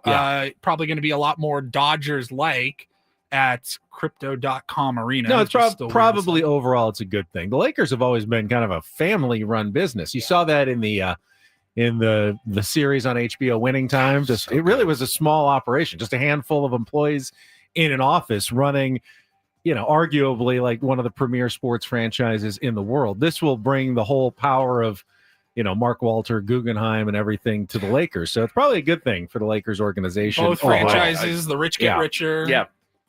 I mean, then the valuation, $10 billion. That now, is he's not stunning. He's not buying the whole team. So if he's paying like 60%, then he's paying $6 billion. They didn't give the actual figure, but they valued the team at a stunning $10 billion, more than any other sports franchise on earth. Now, those numbers always go up, but no one saw $10 billion. You're worth whatever somebody else will pay for. True. That's right. Like, There's only one Lakers. You can only, and if they say $10 billion, then you want them, then that's what you have to pay. And I thought about that, like how it's always been so family owned since what, like 70s, early 70s, late 60s. Since Dr. Jerry Buss bought the team. It's been family owned, but my God, especially if you're Jeannie Buss who runs the team, you're like, wait. I don't even have to quit. Like, I get to keep doing everything I'm doing. I get to run the team and just make an S load of money. Who's really happy about this is a friend of the program, Jay Moore. Yes, he's Mr. Jeannie Buss. Yeah. Congratulations, sir. I Fun bet to he had catch to up with set him. a prenup. I bet. You think so? I think he did. Yeah. So anyway, on to my personal announcement. If you didn't do it, I was going to make feel you like do it. my dad and my brother might be shocked by this, but I was kind of thinking about it. I didn't feel the same passion the last couple of years, and now that the Dodgers owner is going to be owning the Lakers, and LeBron's coming to the end. They're a fun team, but I'm not in anymore. I don't think I'm no longer a Lakers. I'm out. I'm no longer a Lakers fan. As Janine says in the chat, it's really hard to ignore now that Laker loving is Dodger straight loving. up. I could justify that San Diego didn't have an NBA team. Magic Johnson has always been cool. Your grandfather was the team doctor. My grandfather was the team doctor. I had history there. Your grandfather's not with us anymore. He's not with us anymore. Now, it's and I don't really feel it anymore. I will require something of you though to prove this. You know what it is? Oh, the ring. It's got to go. Oh, that's a good point. It's got to go. That's a good point. It's got to go. You're gonna finally let me take that with me to Las Vegas on my next trip. I will go to the Pawn Stars, and I'll negotiate on your behalf. Yeah, that's time. No, you're probably right. Yeah, but how about this? I've not decided on a new team yet, or if I'm going to even. I would love if we got a team. That would be fantastic. You sell it, and we whack up the proceeds and go out and rage with it. In Philly? In Philly. Ooh. Might be a little fast to get the top dollar for it. But now, just give me the green light. In our chat, D says Tony Gwynn Jr. He will not. Needs to make the same He loves decision. the Lakers, no I know he chance. does. I don't think he's going He to. also played for the Dodgers. He did. Like, He has a bit of a get out of jail free card on that. Correct. All right. Well, that's it for the sports. We got a couple of different. Just quickly. Okay. Never mind. Sorry. I still have Oklahoma City, but what a story Indiana's been. It's been a really great final series. Did you know that before Game 6, they had better odds to win next year's title than still winning this year's title? They literally put out the odds for next year. Heading into last night's game. Down to 3-2. No, Indiana. Oh, Indiana. Indiana was like plus 800 to win this series and plus 700 to win the title next year. Jeez. You could have gotten better odds just to win 2 games in a row, and they now have one of them, and they won it pretty easily. So all they need is one more, and they pull off a major shocker. It's been a really good series. You're missing the household names, I guess. Yeah. As far as you got the MVP in playing in Shai Gilgeous-Alexander, but it's not Kevin Durant, Steph Curry, LeBron James, the household names that you've come to know over the last 10, 15 years. It's been a really good series, Terrific though. series, And anytime it goes Game 7. So that's on Sunday night. But we missed this entirely from the world of Hollywood. We didn't text about this or anything, and I meant to send it over and get your guys' thoughts. On Wednesday, I believe it was Wednesday afternoon, the trailer dropped for Deliver Me From Nowhere. Man. And I know we've talked about it, like when it was announced, the Bruce Springsteen biopic, and it's starring Jeremy Allen White from The Bear and Shameless and others. I guess I'll just ask you what your thoughts are, Ben. Ben. Oh, I thought you were going to say Woods. I was like this. I do like I like me some Jeremy Allen White. Yeah, he looks. This looks incredible, by the way. And I'm not the world's biggest Springsteen fan. I did not. Nor am I. I like Jeremy Allen White a lot. I don't really care. I don't have a whole lot of interest in like Bruce Springsteen's life story or even his music. But I watched the trailer like 3 times. It's brilliant. It's a really, brilliant trailer. really good. I grew up in the 80s, and that's when Springsteen was not everyone. That was the Born in the USA days and Hungry Heart and Dancing in the Dark, and I just didn't like it. It didn't appeal to me. And even now that I'm older, I still don't like that stuff. But I love Nebraska, and this is about the making of Nebraska, which was him in a room and a guitar, essentially. And that the lyrics of that record are. I just listened to it on a road trip to Vegas. I was listening to Nebraska, and I absolutely love it. Different, went outside the norm, kind of broke the rules. Born to Run's a great song, obviously. But, I was just never the biggest Springsteen fan. But I saw this trailer, and I go, I'm all in. I have to see this. The performance looks amazing. And they were playing clips of him singing Born to Run. It was Jeremy Allen White, and people didn't believe it. He was incredible. He's incredible. He sounds just like him. Do your best, Born to Run. Ooh. Give me a little bit. Just baby, we were born to run. Baby, we were born to run. It's like you're trying too hard. Yeah, I know. Yeah. It's hard. It's hard. So now you kind of get it. The mannerisms. Ooh, I'm on fire. Yeah. Hey, little girl, is your Daddy home? We're going to leave you all excuse me, alone. FBI. There's a man at my door asking me if my daddy's home. He's talking about his desire and that he's on fire. Yeah, please come and save me. I like the creepy song. You do so much. So We much. know. Hey, little girl. Tell me now, baby, is he good for you? Will he do to you the things that I won't do? Mm-hmm. Very FBI, I need you here. Right now, at my door, there is a man here. I think he does TV and radio in San Diego. He's knocking on my door. He has these glasses on. They're changing colors with the light.